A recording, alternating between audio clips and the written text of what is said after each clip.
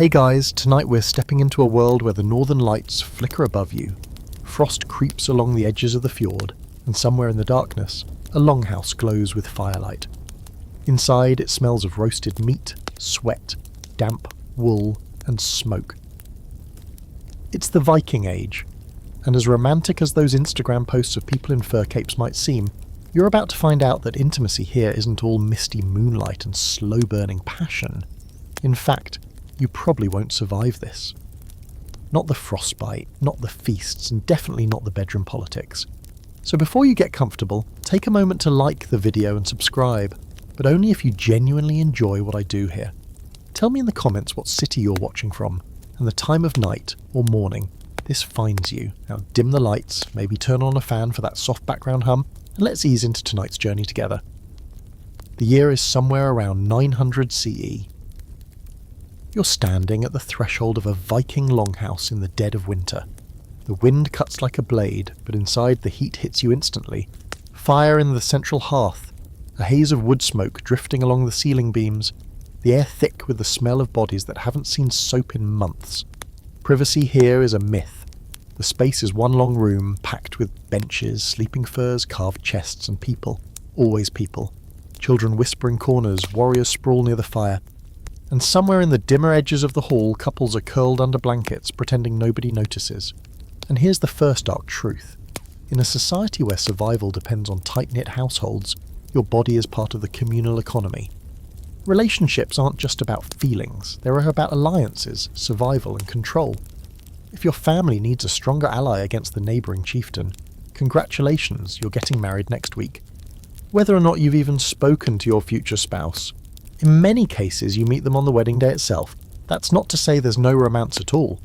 The sagas, those semi-mythic stories written down centuries later, sometimes speak of love matches, of couples who choose each other and fight against the odds to be together. But historians argue over how often that happened. Was it rare? Common? Or just a storytelling device to make a good saga? There's no clear consensus. Though what we do know is that arranged marriages were the norm, and affection, if it happened, often came later. Now imagine this. You've been on a freezing voyage for 3 weeks, rowing through sleet and darkness. You stumble into this hall with your crew smelling like seawater and dried fish. The feast begins, steaming mutton stew, horns of mead, the chieftain making a speech. Later, when the crowd thins and the fire burns low, you might find yourself in the arms of someone you've been eyeing all night. But here's the twist. In this world, intimacy is never purely personal. If the wrong person sees, it could spark a blood feud, or worse, a legal case. Viking law codes actually mention sexual slander. Accusing someone of certain acts could be grounds for violence or massive fines. Words were weapons here, as sharp as any sword. You shift in your seat, realizing the benches are arranged not just for comfort but for surveillance. Everyone can see everyone else. In a space where no door locks and the walls are thin, your love life is basically a public performance. Though not necessarily in a way you'd choose. Even the way couples sleep, sharing furs in communal spaces, means secrets are hard to keep. One wrong whisper in the mead hall, and your reputation could sink faster than a longship in a storm. Of course, that doesn't stop people. The Viking Age wasn't puritanical, it was pragmatic. Sexuality was part of life as natural as eating or drinking, but also a tool for negotiation, alliance, and dominance. Wealthy men might have wives, concubines, and mistresses, all in the same hall. Women too could wield desire as political leverage, though with more risk, one scandal too many and they could lose their property or even their lives. And then there's the fringe fact most people don't expect. The sagas sometimes mention love poetry that was so powerful it could magically attract someone, or, depending on the listener, humiliate them into submission. In Icelandic law, writing or reciting certain kinds of erotic verse about a person could actually be considered an insult severe enough to warrant legal action. Imagine being dragged to court for writing a spicy limerick. By now, you're starting to feel the heat of the fire on your face, the press of bodies all around, the bass rumble of conversation. You're also starting to realise that sex here isn't hidden in shadows, it's woven into the fabric of social life, for better and for worse. The longhouse walls hum with it, just as much as with the songs, the boasts, and the endless gossip. You glance toward the far end of the hall, where the chieftain's high seat is flanked by carved wooden posts. Behind them, Through a curtained alcove, you catch a glimpse of two silhouettes moving together. No one comments, they all know, and maybe even approve, depending on who's involved. Out here in the north, the rules are less about morality, and more about who benefits from your choices. Somewhere outside, snow begins to fall, muffling the world beyond the firelight. You sip your mead, your mind turning over everything you've seen tonight. It's not love as you knew it, it's survival wrapped in fur, bound by law, fueled by desire and watched by everyone. You wake to the sound of boots crunching over frost-hardened earth, the air cold enough to bite your nose before you even open your eyes. The longhouse is still dim. The central fire burned down to a few glowing embers, but people are already stirring. Today isn't about feasting, it's about a different kind of battle. One fought not with spears, but with marriage contracts. In the Viking Age, the bedroom was as much a warfront as the battlefield, and marriage could be a weapon as sharp as any axe. The chieftain's wife is already up, hair braided tight, eyes scanning the room with the precision of a commander. She's no passive bystander, she's the strategist behind half the alliances in this settlement. In Norse culture, women often had more say in marriage negotiations than you'd expect for the time, but their power was rarely romantic, it was transactional. A good match could secure land, ships, or warriors. A bad one could doom an entire family line. Picture two rival clans who've been feuding for decades. Raids, burned farms, stolen livestock. The solution? Marry the chieftain's daughter to the son of the rival leader.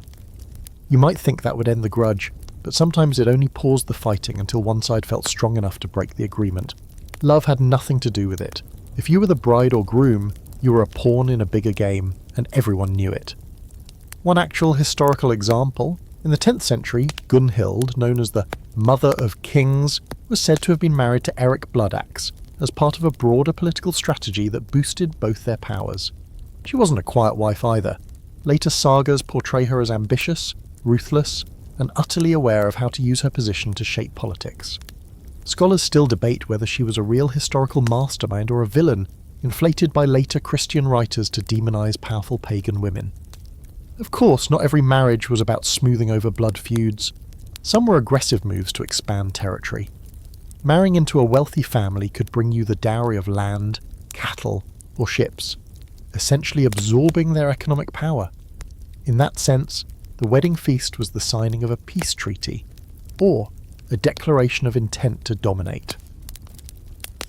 When you stand in the mead hall and hear the elders discussing matches, you might as well be listening to generals planning a campaign. Here's a quirky truth. Viking wedding processions could be as elaborate as military parades. The bride might be escorted to her new home with armed guards, musicians, and an entourage carrying her dowry. The symbolism was clear. This was a transfer of valuable property, and she was part of it. In some cases, her family would also hand over family heirlooms like swords or ancestral jewellery, as if merging bloodlines was a literal merger of assets. The darker side of this: consent was a flexible concept. A freeborn woman might be able to reject a suitor, though she'd need the backing of her family, but a politically necessary match could override personal feelings. If you refused, you risked alienating your kin or even causing open conflict. Men weren't always free to choose either. Sons could be married off against their will to secure alliances, though sagas suggest women had fewer escape routes once bound. Still, the sagas also hint at moments where individuals fought back. There are tales of brides fleeing before the wedding night, or lovers conspiring to avoid politically arranged unions. One story from the Laxdela saga tells of Gudrun Osvifusdottir, who navigated multiple marriages and divorces, seemingly always positioning herself to come out ahead. Whether she's remembered as clever or manipulative depends on who's telling the tale. Now you watch from your place on the bench as the chieftain meets with another elder by the fire. They speak in low voices about a possible match between his son and a merchant's daughter from across the fjord. On the surface, it's about uniting two households. In reality, it's about gaining access to the merchant's trading routes, which would mean more silver, more exotic goods, and more influence in the region. The son, currently busy trying to flirt with a thrall in the corner, has no idea his romantic future is being negotiated over morning ale. It's easy to forget, in the candlelit romance of modern Viking portrayals, that these people lived in a constant state of strategic alert. Every connection was weighed for its value. Every marriage proposal was a chess move. Even the wedding night, something you might imagine as private, was sometimes followed by public acknowledgement that the union had been consummated, sealing the alliance as binding.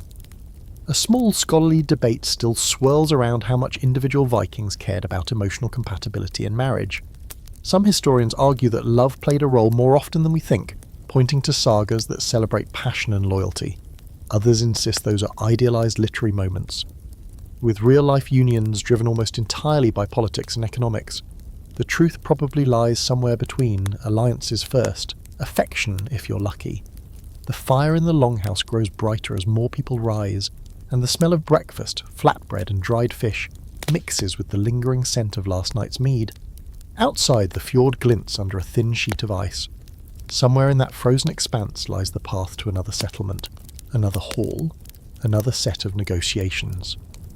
In the Viking Age, love isn't something you find, it's something that's arranged, signed, sealed, and sometimes sharpened like a blade. The longhouse is buzzing by midday, and you notice a cluster of elders gathered near the central hearth. The conversation is about silver, livestock, and more delicately, people.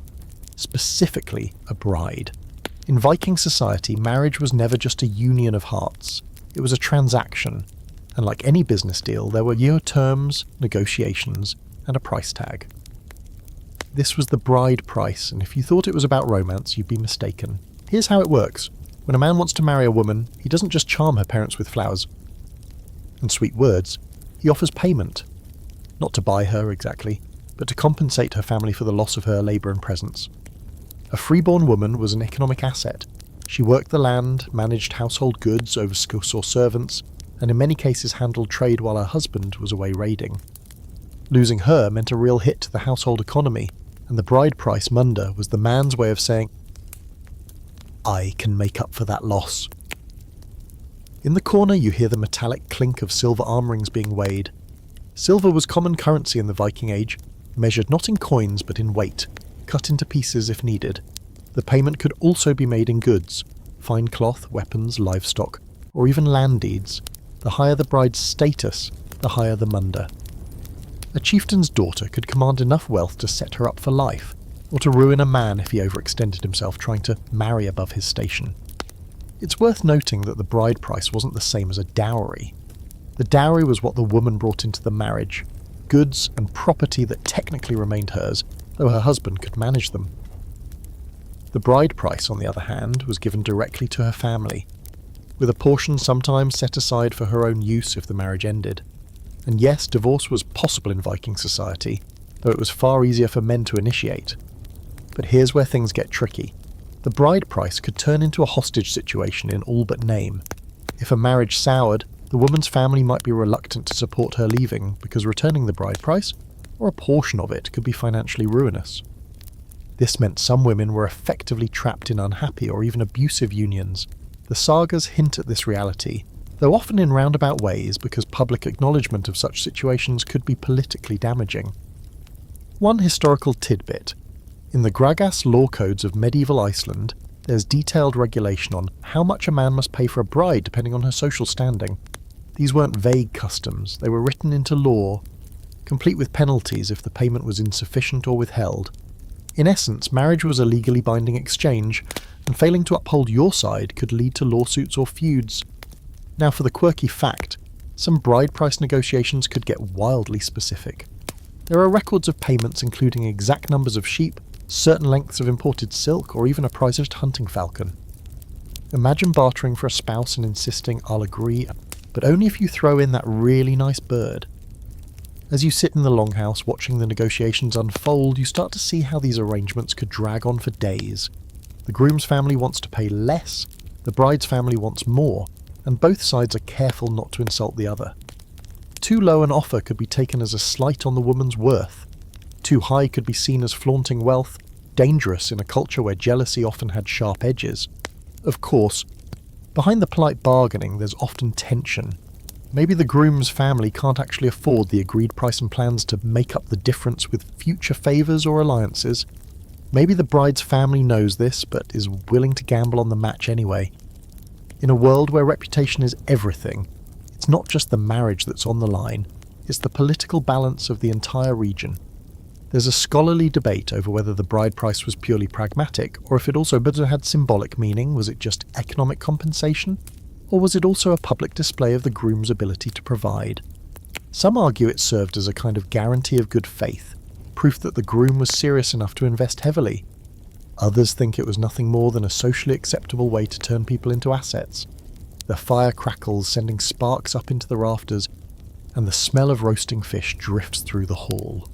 The bride in question sits quietly at the far end, her expression unreadable.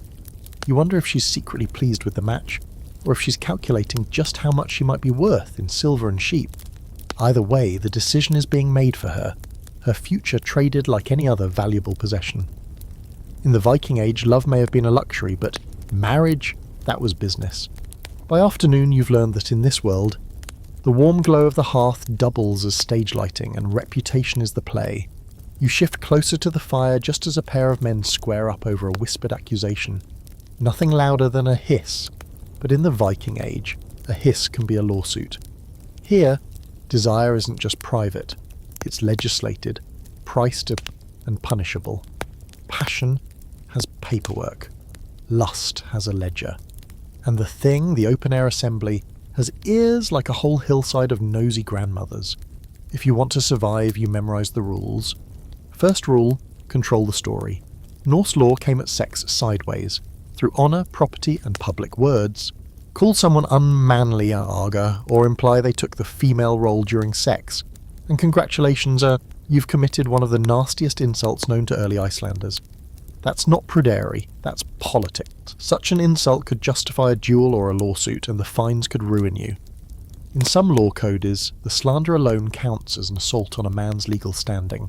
Swords bruise the body, words bruise the rank you stand in. Second rule, mind your verses. Erotic poetry is not just flirty, it's flammable.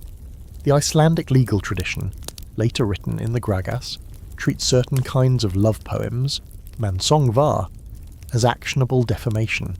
Craft a clever stanza bragging about someone else's daughter, and you might find yourself paying compensation or dodging a spear, the quirky fringe bit. An especially rude poet might wind up lampooned back with an n-eyed verse, and for extra spice your enemy could raise a nijdong, a curse pole topped with a carved horse head, or, depending on your local drama level, something even more anatomical to shame you and your kin. Imagine HOA rules, but with hex totem poles. Third rule, adultery is not a fairy tale plot twist, it's a legal time bomb. If a married woman is caught with another man, the penalties fall unevenly depending on the place and centuries, but a common thread runs through the law codes of Norway and Iceland. Someone pays. In the Gulathing or Frostathing laws, the wronged husband can claim compensation, sometimes from both the wife's lover and her family, because dishonour echoes across households. In Icelandic practice, the injured party might choose blood, but financially savvy people preferred silver. Cold comfort, but comfort still. Here's a grounded historical fact. In medieval Iceland, a woman could divorce her husband by following a formal script, declaring her separation first at the marriage bed, then at the main doorway, and finally at the household's boundary or the local assembly, each time naming witnesses and grounds such as, "he struck me," or "he withheld support." That choreography appears in the Gragas and echoes in saga scenes. It's not romance, but it's agency, performed step by step like law turned into theatre. Mistime a line, and the marriage might legally still stand. Precision matters when your freedom hangs on phrasing. The law squints hardest at ownership and obligation. Betrothals are contracts. Dowries and mourning gifts, morgengifu, are lines on the balance sheet. If promises are broken, say the groom vanishes with the munder still unpaid, or the bride's kin deliver less dowry than agreed, the case lands at the thing where elders, neighbours and rivals watch like ravens. Here, privacy means whispering just loud enough to be heard by the required witnesses. You swear oaths with hands on carved posts and eyes on the crowd. Truth is something the community decides to believe. What about assault? Pre-Christian and early Christian law in the North struggles to pin down consent the way modern courts try to do. It reads sex through damage, injury, trespass, violation of a guardian's rights. If a woman is forced, compensation tends to flow to her or her legal protector, and the sums can be steep, calibrated like Wergild for bodily harm. The result is grim arithmetic. Harm converts to silver. Whether that translated to real protection varies by time, place, and power. The letter of the law offers one reality, the longhouse pecking order offers another. At the fire's edge, you witness a quieter case. A farmhand is accused of fooling with a betrothed girl behind the drying racks. He swears it was just words, a flirtation with too much mead. But her brothers darken like storm clouds, because if even a rumour stains their sister's marriage market value, the price of the match drops or the alliance evaporates. So does the money. The thing becomes a courtroom where the evidence is mostly reputation, who saw what, who wants whom allied, who owes whom a favour. The verdict is often a settlement. Silver, a public apology, maybe the farmhand's sudden transfer to another valley, exotic concept, plea bargain by sheep. There's an open scholarly debate simmering beneath all this. Were these strict sexual statutes actually enforced as written? Or were they more like moral scarecrows, rules everyone nodded at while real power played out informally? Some historians argue that the sagas exaggerate courtroom drama for story value, and that most disputes settled quietly in private payments and handshakes nobody recorded. Others counter that the very detail of Gragas and the Norwegian law codes suggests a living legal culture that loved its procedures, with assemblies really serving as social pressure cookers. The truth likely sits in the smoky middle, a world where the law is both script and stage, but the richest actors improvise. You might be wondering whether jealousy ever had legal shortcuts. Occasionally, yes. The law preserves the idea that catching an adulterer, in the act, could justify immediate violence with lesser penalties, though standards of proof and the degree of leniency vary by code and by witnesses present. A rash husband who kills without the right audience risks trading a moment of rage for a lifetime as an outlaw. Timing, again, is everything. Even revenge has to respect the schedule, and then there's the Christian turn of the screw. As missionaries slowly gain traction, new sins seep into old systems. Priests push for regulation of consanguinity, no more marrying your near cousin just because it keeps the cattle close, and they frown on concubinage. Confession begins to nibble at the edges of what counts as a community matter versus a soul matter. But in the early phase it's all blended together.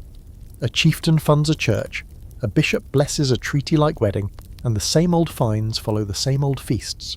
Conversion doesn't erase desire. It relabels it and adds paperwork. Here's another oddity filed under fringe but not fantasy. Some cases hinge on where a body part crossed a boundary. Did the kiss happen inside the doorway or outside? Did the hand slip beneath the cloak or merely brush it? Laughter ripples at the thing when someone gets too specific, but people lean in anyway. Because lines matter. A step inside the threshold could shift a flirtation into actionable offence, just as a step across a field boundary turns friendly grazing into trespass. In this culture, doors do more than swings, they define. You breathe the resin-sweet smoke and watch as the elders finally break the tension. No duel, not today. The accuser withdraws the worst of his words. The accused pays a fine small enough to be bearable, but large enough to taste like defeat, and a poet in the corner quietly retires a saucy stanza that might have made things worse. The longhouse exhales. Knives slide home into sheaths. Mead returns to cups. Nothing is solved forever. Everything is settled for now. That's the rhythm. Desire rises, reputation wobbles. Law steps in with a measuring stick carved from oak and custom, and life inches on. You curl back toward the fire as voices soften. The rules feel claustrophobic, but they reveal something essential. Here, sex is never only sex. It's a claim staked in the public square, a speech act that can cost silver, a rumour that can end a feud or ignite one. You don't just keep your hands to yourself, you keep your syllables in line. In the north, a tongue can be sharper than an axe, and the law keeps count of every cut. The hall is quieter now, the earlier tension diffused into murmured conversation and the clink of drinking horns. Then the doors open and a gust of icy wind snakes across the rush-covered floor. A figure steps in, tall, with a round shield strapped to her back and a sword at her hip. Her hair is plaited into tight braids, her cloak pinned with a bronze brooch. The crowd glances up, some in respect, some in unease. She's a skjaldmare, a shield maiden, and she doesn't look like someone here to pour ale. The sagas are full of women like her, though historians argue endlessly over how much of that is truth and how much is longhouse exaggeration. Did women really fight in battles, or were shield maidens mostly legendary figures, like Brynhild from the Volsunga saga? The debate heats up every time an archaeological find, a warrior's grave with weapons and female skeletal remains, hits the news. Some scholars see proof that women sometimes took up arms. Others point out that burial goods don't always reflect the life someone lived. Still, whether or not every saga shield maiden fought, the idea of them had real cultural weight. And in this society, a woman who could fight could also negotiate her own place in the realm of desire. The shield maiden strides past the fire, removing her gloves, her eyes scanning for someone, maybe an ally, maybe a rival, maybe something else entirely. You notice the way some men look away, as if unsure how to treat her. She's not a thrall, not a chieftain's daughter, not a wife bound to the hearth. She's an anomaly, a woman with a sword in one hand and her own choices in the other. Here's the thing, stories about warrior women often mingle romance with bloodshed. In Hervarar saga, Herva disguises herself as a man to lead warriors and later reveals her identity, shifting from battlefield to marriage market in a single lifetime. In Laxdæla saga, Gudrun Osvifusdottir never wields a sword, but her political manoeuvring shapes men's fates as much as any warrior's blade. The line between seduction and strategy is a thin one in these tales. Historically, women with autonomy, whether through widowhood, wealth, or martial skill, could sometimes bend the usual rules. A wealthy widow could refuse suitors outright, or choose one who offered political advantage. A woman rumoured to have fought alongside men might earn a kind of wary respect that let her move between male-dominated spaces. But there's also the darker side. Such women were often accused of being Argha in reverse, not unmanly but unwomanly, crossing the boundaries that defined proper female behaviour. In a society where honour was currency, even admiration came with risk. One fringe fact, Norse mythology loved to blur gender and power. The goddess Freyja is both the deity of love and of battle, riding into war in a chariot pulled by cats. Valkyries choose the slain in battle and serve mead in Valhalla, servants and sovereigns in one. For some Viking Age women, these mythic archetypes may have offered models for power that mixed physical skill and sexual agency. For others, they may have been cautionary tales, be fierce but not too fierce. The shield maiden in the hall sits across from a trader with weathered hands. They speak in low voices, leaning close over the table. You can't hear the words, but you can read the posture. This is a negotiation. It could be about a voyage, a share in some cargo, or perhaps a more personal arrangement. She smiles slightly and the trader shifts in his seat, caught between intrigue and caution. In a world where most women's relationships are arranged by family, here's someone making her own deals. But there's danger in that freedom. The law codes don't have special categories for women who live outside the standard roles. They get judged by the same metrics as everyone else, which means any whisper of scandal can stick harder. A shield maiden accused of seducing someone's betrothed or of sleeping with an enemy warrior might find herself at the centre of a thing-hearing, stripped of property, or exiled. The same boldness that wins her a place in a warband can also make her a target for gossip knives. Some scholars argue that sagas exaggerated the sexual independence of women like shield maidens to make them more dramatic, either to praise them as exceptional or to caution others against stepping out of line. Others suggest that these figures reflect real-life anomalies, women who inherited land, refused marriage, and defended their holdings by force. The truth may be somewhere in between, as it so often is with Viking history, part record, part romance, part after-dinner boast. The shield maiden finally stands, shakes the trader's hand and turns to leave. As the door swings open, a burst of snow swirls in, briefly erasing her outline in white. When it clears, she's gone, and the longhouse settles back into its usual rhythm. But you notice something. A few of the younger women are watching the door she walked through, as if imagining themselves with a sword across their backs. In the Viking Age, seduction wasn't just about beauty or words, it could be about the weight of your shield, the sharpness of your sword, and the audacity to walk into a hall and take a seat without asking permission. For some women, that mix of danger and desire was as intoxicating as mead. For others, it was the fastest route to exile. Either way, the shield maiden's shadow lingers in the firelight long after she's gone. The snow outside has thickened into a slow, heavy fall, and the kind that silences everything except the occasional crack of the hearth. Inside, the hall's light glows against the dark, and the conversation turns to a topic as old as the settlement itself. How many lovers is too many, and how many is just clever politics? Someone jokes about a local man with 2 wives and half a dozen headaches, and the laughter is knowing. But beneath the humour lies one of the Viking Age's most complicated truths. Multiple partnerships weren't rare, but they weren't always smooth sailing either. First, the basics. While most Viking Age marriages were monogamous in the legal sense, high-status men sometimes had more than one recognised partner. This could take the form of sequential marriages, divorcing and remarrying quickly, or simultaneous arrangements, especially if one partner was a concubine, frilla, rather than a full wife. A frilla could be a free woman, but often she was a former thrall or a woman from a captured settlement. The children from these unions could be acknowledged and even inherit, depending on the father's recognition and the local laws. Here's the catch. Polygyny wasn't a free-for-all. It was largely the privilege of men wealthy enough to support multiple households. Having more than one partner meant more than extra bedding. It meant more mouths to feed, more dowries to pay, more alliances to juggle. A chieftain with 2 wives might keep them in separate farmsteads to prevent open feuds. Even then, competition for status, especially for whose children would inherit the most, was constant. The sagas are full of these rivalries. In Laxdæla saga, for example, Höskuldr Dala Kolsson marries Jorun, but also takes Melkorka, an Irish princess turned thrall, as a concubine. The tension between the 2 women simmers under the surface, each asserting her dignity in different ways. Jorun retains the authority of the legitimate wife, while Melkorka works to secure a future for her son. Whether the saga's details are fact or fiction, they capture a truth about human nature in tight social hierarchies. 2 people sharing the same partner rarely keep things cordial forever. There's a quirky historical wrinkle here. Some law codes allowed a man to keep a concubine with his wife's knowledge, as long as it didn't threaten the wife's status. But the moment the concubine's children began to outshine the wife's, say in wealth, beauty, or political favour, the balance could tip into outright hostility. Inheritance laws could get messy, especially if a man died without clear testament, leaving sons from different mothers to argue over who got which farm or how much silver. Polyamory in the modern consensual sense is harder to find in the record. The Vikings valued personal honour and autonomy, but emotional transparency about multiple lovers wasn't exactly a celebrated virtue.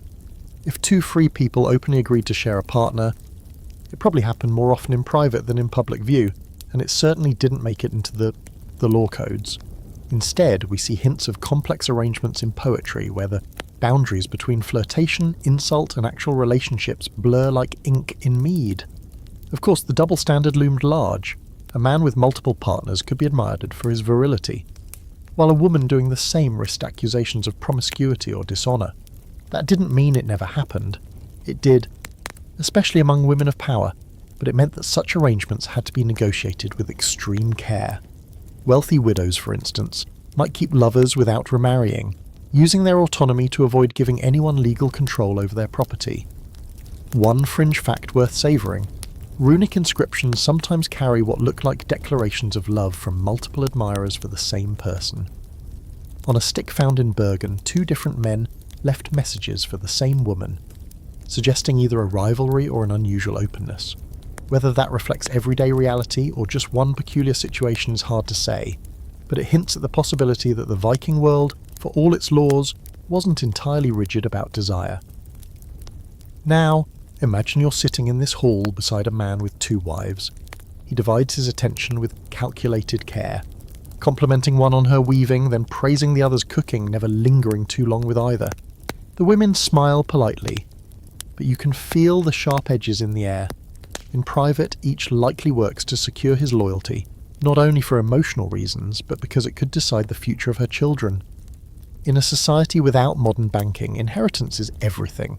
It's the guarantee that your bloodline will still matter a generation from now. Could still debate whether Viking Age polygyny was widespread or mostly confined to the elite. Some argue that archaeological evidence of multiple female burials in a single high-status grave site could indicate recognised co-wives. Others think such finds are more likely kin group burials. Written sources, being skewed toward the lives of the powerful, may overrepresent a practice that was rare for most. What's clear is that when it did occur, it came with built intentions, and plenty of legal and emotional manoeuvring to manage them. The fire pops, and someone near you tells a story about a man who tried to keep 2 wives in the same household, only to wake one night to find them standing over him with knives. The punchline earns a round of laughter, but it's the nervous kind, the kind that says, it could happen. For all the pragmatic talk about alliances and dowries, the human heart remains unpredictable, and in the Viking Age, crossing the wrong person in matters of love could be as fatal as crossing them in battle. By the time the storm settles into a fine white whisper against the turf roof, the talk in the hall has drifted, as it often does, to the future. Meaning to children.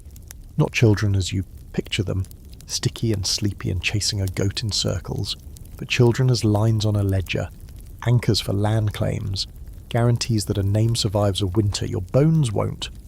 In this world, your bloodline isn't a private scrapbook, it's your dynasty prospectus, and everyone reads it. You can feel it in the way elders say the names, not just Asgeir, but Asgeir, son of Ketil, son of Thorir, who took that valley with 6 men and a borrowed boat. One name opens a whole file cabinet of rights, wrongs, and IOUs. You're sitting beside a cradle hacked from a hollowed log, and the baby inside makes that soft hiccup noise that drags a smile out of even the grimmest warrior. The mother dozes, cloak pulled to her chin. The father, who's been projecting nonchalance all evening, keeps glancing at the doorway. He isn't just waiting for the weather to clear, he's waiting for the thing season, when he can recite this child into belonging. Because that's how it works here. A life matters when the community says it does, when the name lands, when the father lifts the child and claims it. Here's your crisp historical fact. In early Iceland, the law code later written down as gragas lays out inheritance like a tax table. Property passes to legitimate offspring in calculated shares. Sons first, daughters after, with precise fractions. If there are no children, it slides sideways to siblings and upward to parents. There's no neat primogeniture, not yet. It's a pie sliced among heirs, and every slice is a potential feud. The calculus turns intimate moments into legal architecture. A child doesn't just rearrange the sleeping furs, it rearranges the farm. You see the obsession everywhere. A man with no sons paces like a caged wolf. A woman who's miscarried twice keeps her face stony at feasts to deflect the pity that tastes like poison. The morning gift, Morgan Gifu, that a husband gives a wife after the wedding night is not only a romantic token, it's an insurance policy for her and potential children.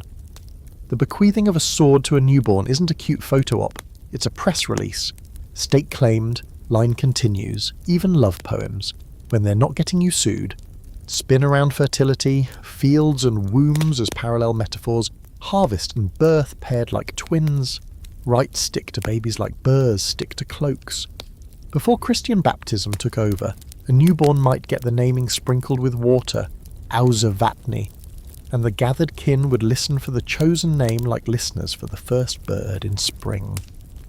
A child named for a dead ancestor doesn't just borrow a label, it's thought to draw down that person's hamingja, the family's luck force. Like catching a spark from a banked fire. That's your quirky fact of the night.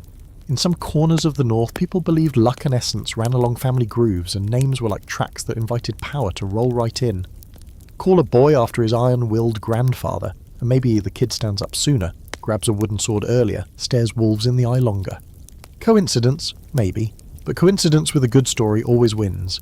There's theatre in paternity, too. A man may acknowledge a child by setting it on his knee, a gesture that looks simple and feels like thunder.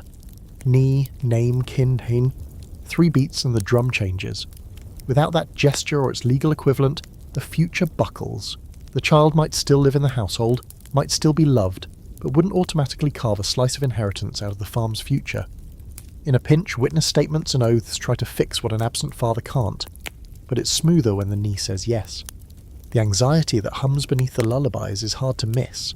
You hear women trade herbs by the hearth, angelica and juniper, whispered like passwords, while old men note auspicious days in the same breath they used to talk about sowing barley. Pregnancy is a hazard run, and everyone knows it. A midwife's kit looks like a warrior's. Cords to cut, iron for protection, charms to bully back bad luck. If a child fails, closets of grief open silently. If a mother fails, the whole roofline sags. Inheritance tables don't show the gaps where people vanish, but the longhouses do. Fostering ties the web tighter. A chieftain might send his son to another household to be raised, not because he's indifferent, but because he's strategic. You put your boy under the roof of a man whose friendship you need, and suddenly that bond is thicker than winter stew. Foster brothers swear like blood brothers, and later, when someone's field boundary mysteriously migrates a few feet in spring, those oaths matter. A daughter fostered with a wealthy widow learns the art of keys and chests, while her own mother calculates how those skills convert to better marriage terms. Love and leverage share a cradle. You get your first whiff of the dark edge when the conversation lowers and eyes slide sideways. What happens when a child complicates the math? If a man dies with 3 sons by different women, and no clear instructions, the farm can cleave into crumbs. Cousins feud for generations over a strip of hay meadow, wide enough for a single scythe swing. Family trees here are not gentle, they're thorny hedges, and everyone gets snagged. Sagas record ankle-deep lists of forebears, not because authors adored genealogy, but because audiences needed to track who owed whom, what blood, and what acre. The Landnámabók, that great colonization book of Iceland, unspools hundreds of names like a sail. Each thread is a claim stitched to land and power. And now we step into the debate that keeps scholars sharpening their quills. How far did the obsession with lineage twist demographic reality? Some argue that the North practiced infant exposure more often than the texts admit, trimming family size or gender's balance in hard times. Others push back, noting that burial evidence for systematic exposure is thin, and that saga-era Scandinavians treasured daughters as marriage assets and household engines, not disposable mouths. There's also the question of sex ratios in skeletal collections, skewed by everything from preservation to grave-choosing bias. The consensus, unsettled. The data open like a door into sleet. You see shapes, not certainty. Meanwhile, the Christian tide keeps lapping at the old pillars. Priests emphasize legitimate marriage and baptism, snipping the wild edges off concubinage and post hoc acknowledgements. They push rules about who can marry whom, no more close cousins as a handy way to keep sheep and silver cozy together. But conversion doesn't erase the North's instinct to archive its people in memory. Churches simply offer new shelves, godparent networks, christening records, saints' days for birthdays. The name still lands like a ship at a known dock. The dock just has a cross carved on it. Back at the cradle, the father finally does the thing. He scoops the baby, the little bundle exhaling milk breath, and sets the child on his knee. The hall tilts toward him, the way a field of wheat leans with the wind, and he speaks a name that carries the room like a drumbeat. You feel the shift. Property lines redraw themselves in invisible ink. Future feasts arrange themselves 3 summers ahead. Someone quietly calculates whether this boy's claim could intersect with her granddaughter's dowry in a way that glues 2 farms into one. Another whisper of a fringe detail. Some households keep a carved ancestor pole tucked behind a chest, not for public display, but for winter nights when stories run thin. A hand rests on the carved face and a tale pours out. How great-grandmother bargained a river crossing with only a stare. How an uncle's luck turned after he donated a silver ring to a shrine. Whether the pole holds power or merely focus, nobody argues. Belief greases inheritance better than parchment. And you, face warmed by the hearth, realise the sharp heart of it. Here, bodies and boundaries are the same category. The blood in your veins is also a fence line, a path to court, a seat at a long table. Make a child and you mint a coin with your face on it. Fail to make one and your name becomes a footnote. In the Viking Age, desire wears a family crest, and every lullaby doubles as a contract. The hall is quieter than usual tonight. Not because the storm outside has eased, it hasn't, but because a certain kind of story has been making the rounds. You hear it first as a whisper near the fire, then again in the corner by the ale casks, until the mood in the longhouse settles into something heavy and knowing. It's about the thralls, the enslaved people who live among the free, sleep along the same walls, eat at the same fire, but whose bodies are not their own. And when the conversation turns to sex, the line between survival and violation blurs into something both brutal and ordinary. You've seen the thralls all day without really seeing them hauling wood, skinning animals, mending sails, pouring mead. A thrall might be a war captive taken from across the sea, or the child of another thrall born into bondage. They can be bought, sold, given as gifts. If they're lucky, they might earn freedom after years of service, but most won't. And when it comes to sexual relationships, the rules are grimly simple. A thrall's consent isn't required. The master's will is the law. Here's the hard historical fact. In the legal codes of the Viking world, Like Norway's Glything law, a free man who sleeps with another man's thrall doesn't commit adultery. He's guilty of property damage, not moral trespass. The fine is paid to the thrall's owner, not to the thrall. The act itself is described in terms of use, not union. It's not that society pretended such encounters didn't happen, it's that it didn't even classify them as the same category of human interaction. The sagas mostly skim over this reality, but when they do touch it, the details are telling. A concubine taken from a raid might live for years in a master's household, bearing children who are legally his property. Those children could be freed, acknowledged, or sold depending on the master's whim. In some cases, a concubine's status could rise if the master favoured her, perhaps even freeing her and marrying her. But this was the exception, not the rule. There's a strange and chilling quirk here. Some wealthy men use sexual access to thralls as a bargaining chip. In certain alliances, offering a favoured thrall to a guest for the night was considered a form of hospitality, much like sharing the best meat or pouring the strongest ale. That doesn't mean every hall engaged in it, but the fact it existed at all shows how deeply dehumanised thralls were in the sexual economy. Imagine being a young woman from the Irish coast, captured in a raid, dragged north across the winter sea. You speak none of the language. Your clothes are gone, replaced by whatever the household spares. You sleep near the doorway in case you're needed at odd hours. One night the master calls you over, you know there's no choice. In the Viking world, this is not scandal. It's logistics. Tomorrow, no one will speak of it unless there's a child or a quarrel over ownership. The open scholarly debate here runs along jagged lines. Some historians emphasise that, despite the brutality, concubinage could occasionally offer a thrall better living conditions or the possibility of manumission. Others counter that framing it this way risks softening the reality that these relationships were built on coercion, not choice. Archaeological evidence, like the high percentage of women in burial sites interpreted as thrall graves, underscores how widespread and entrenched the practice was, but bones don't record consent, only proximity. A fringe fact, rare, but real. In a few sagas, a freedwoman who had once been her master's concubine becomes a power player in her own right. In Laxdæla saga, Melkorka, rumoured to be an Irish princess, maintains her dignity despite her status as a concubine and secures a good marriage for her son. Whether or not she was a real historical figure, her story hints at the narrow paths some women could carve out of subjugation, using intelligence and patience to turn survival into agency. You glance across the hall to where a young thrall woman stirs a pot of fish stew. She moves quietly, eyes lowered, but you notice the subtle watchfulness in her posture, how she shifts away when a certain man walks past, how her hands tense when she hears her name. You realise that in a space this crowded, there's no true escape. Every relationship, wanted or not, is conducted under dozens of eyes.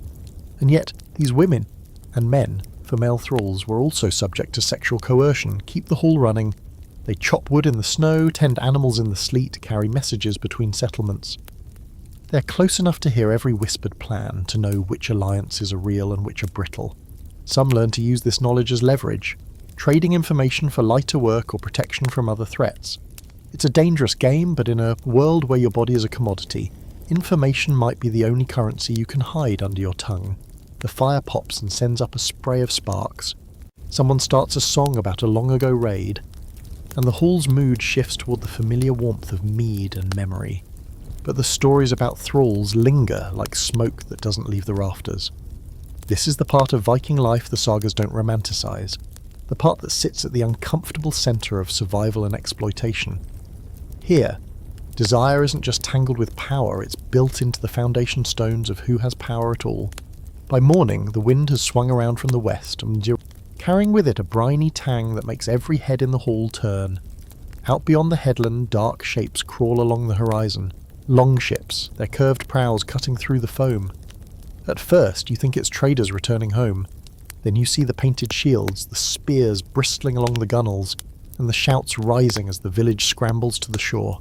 These are raiders, and they are not here to barter. You follow the crowd to the beach, where the first ship grinds against the shingle. The men leap out, iron helmets catching the pale sun, axes swinging. Their faces are smeared with soot and salt. The defenders, armed with whatever they can grab, form a line, but you can already see how this will go. The clash is quick and loud, splintering steel on steel, the thud of boots in wet sand, and behind the violence another reality unfolds, one that will carry back across the sea in the holds of these ships.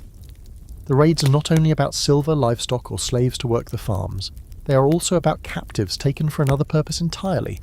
Women, especially young ones, are prime targets, not because of some Hollywood fantasy about Viking romance, but because they can be brought home as concubines, married off to cement alliances, or sold in slave markets from Hedeby to Dublin. For the raiders, this is a secondary harvest, human, not grain, but just as valuable. Here's your stark historical fact. The annals of monasteries and chronicles from the British Isles make repeated mention of Viking attacks where women were carried off. These weren't rare incidents, they were built into the economic logic of raiding. Slavery was a key part of the Norse economy, and sexual exploitation of captives was a predictable extension of that system. Norse law treated foreign captives as property, meaning their bodies could be used or traded without legal consequence for the captor. From the deck of a ship heading home, the sound of the village fades, replaced by the steady creak of oars. Captives sit bound along the benches, guarded by men whose laughter is easy and unhurried now that the danger is past. You can see the different ways they react. Some stare into the water, silent. Others watch the horizon, their faces tight with calculation. A few meet the raiders' eyes with a defiance that draws either grudging respect or sharp blows. Every one of them knows the odds. Some will end up in farms far inland, others in port towns, and some in the halls of men who take them as concubines. The sagas, when they touch this subject at all, sometimes dress it in the clothes of myth. A woman taken in a raid might later be described as having come willingly, or as a gift from one chieftain to another. It's the kind of narrative smoothing that makes later audiences forget the violence underneath, but archaeology, with its cold bones and DNA analysis, has been less polite. Graves in Scandinavia have yielded remains of women with isotopic signatures, showing they grew up hundreds of miles away, sometimes as far as the British Isles or the Baltic. Strong evidence that they were taken from their homelands. A fringe fact to consider: in some cases, a captive woman might marry into the community that took her. This could happen if she bore children to a high-status man, or if her beauty or skills made her a valuable household member. That marriage could grant her a measure of security, but it was still born from the asymmetry of capture, not free courtship. Whether she found real agency in that role depended on her status within the new household and her ability to navigate its politics.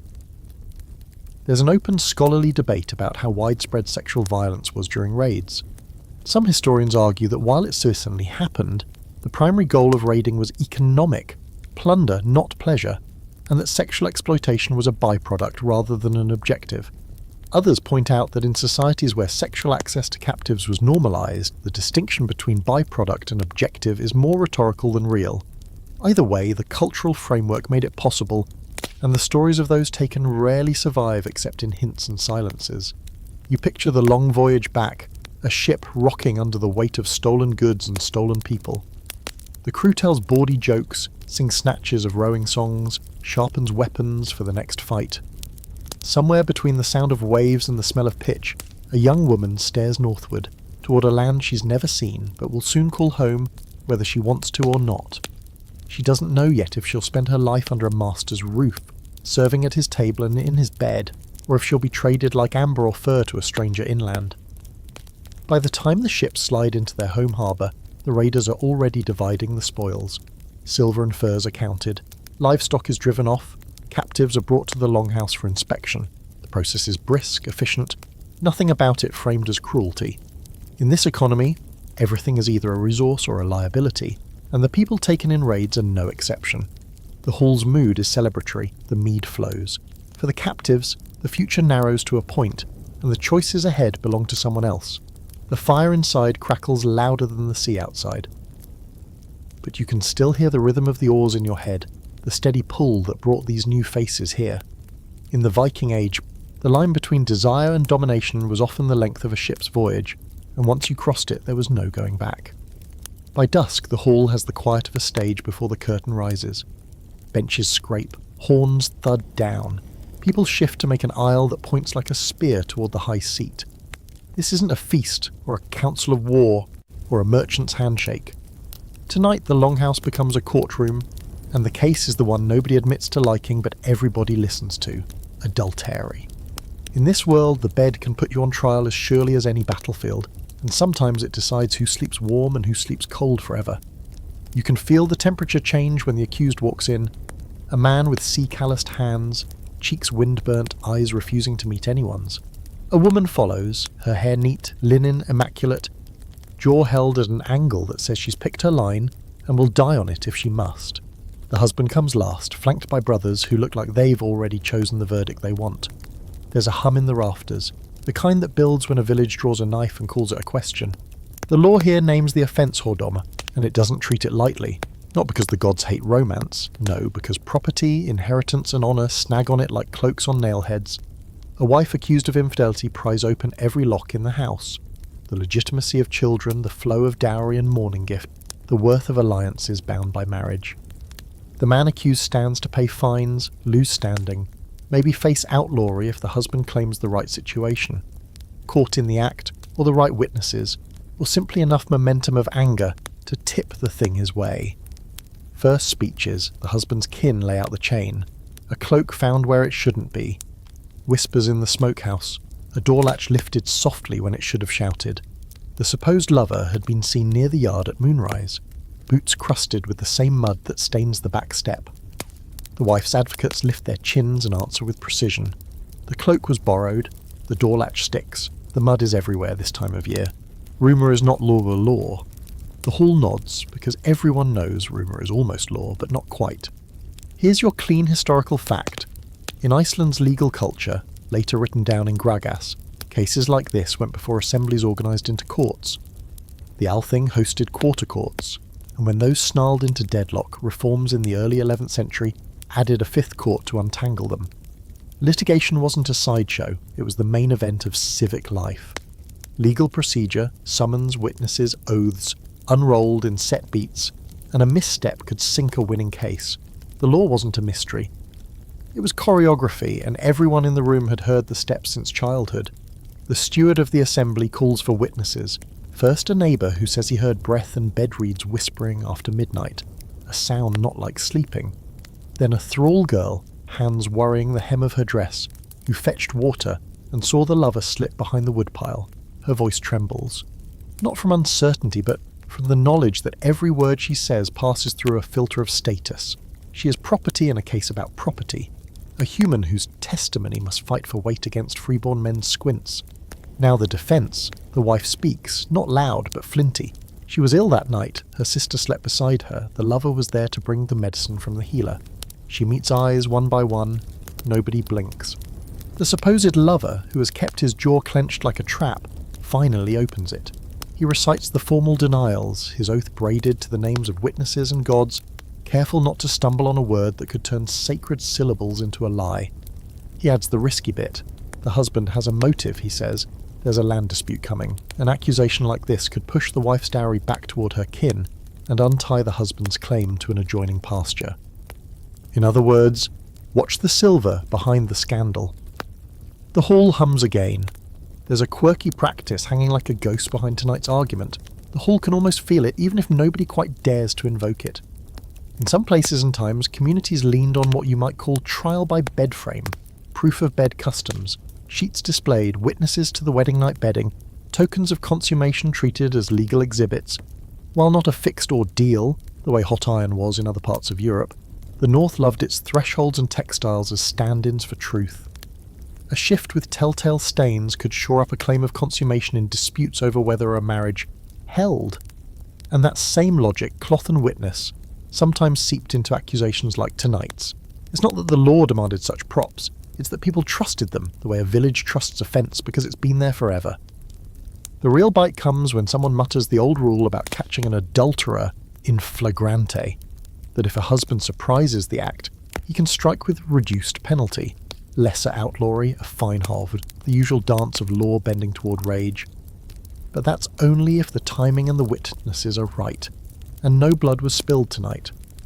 The husband knows it. He's chosen the slower knife, litigation, open debate time, and it isn't just whispering academics who host it. Even here, you feel the tension in the sources, the sagas, the codes, the practices that changed with Christian influence. How often did these cases end in literal death? rather than negotiated fines. Some scholars argue the North preferred silver to slaughter, that outlawry and compensation were the pressure valves keeping feuds from boiling over. Others counter with episodes grim and specific where jealous husbands killed and paid little for it, especially when the community quietly agreed that honour demanded blood. The record is a fogged window. You see shapes, but every household breathes its own weather on the glass. A priest, new to this coastline, hands soft but eyes hungry for relevance, asks to speak. He quotes that marriage is a sacrament, that hearts should be judged in confession as well as in courts. A few men look bored, a few women listen with interest. One old farmer smiles because he remembers when these talks sounded exotic, and now they just sound like another layer of rules. The priest suggests penance for all, the accuser for anger, the accused for scandal, the hall for enjoying the show too much. It's a brave sermon in a room that still measures sin in cattle. When the time comes for oaths, the room leans forward. Oath-takers step to the high-seat pillars, lay hands on carved wood dark with finger oil, and speak in steady cadence. An oath here is not a private promise, it's a public performance with penalties attached. Break it, and you don't just offend the gods or God, you hand your enemies a future lawsuit packaged with a bow. The wife's voice never wavers. The lover's voice cracks once, then hardens. The husband's brothers exchange a glance that means, we can live with fines, we can't live with shame. The verdict slides out like a blade from a sheath. No killing, compensation, yes. The alleged lover pays a fine for trespass of honour, not fully admitting guilt, but acknowledging the storm his closeness caused. The husband takes back part of the mourning gift pending a year's peace, a legal booby trap that springs if more whispers hatch. The wife demands, successfully, that her dowry remains intact, since no proof has pierced the threshold of certainty. Everybody wins and loses a little, which is to say, everybody survives. A fringe thread tugs your attention as the hall breaks into smaller conversations. An old woman mutters about laying an oar across a marriage bed to cool it. An old seafarer's charm turned whole household ritual, meant to keep sailors' wandering luck from crossing the threshold with them. Superstition? Probably. But even the practical North salted its law with charms, because sometimes you need to feel like you've done one more thing to secure the future. After the crowd thins, the wife steps outside alone into air that stings. Snow whispers over packed earth, and the sea answers from somewhere dark. You watch her square her shoulders as if she's putting armour back on. Inside, the husband negotiates with his brothers about cattle numbers tied to the settlement. The supposed lover palms the fine like a hot coal and disappears into the blowing flakes. You realise that the point of nights like this isn't truth in the absolute, it's balance.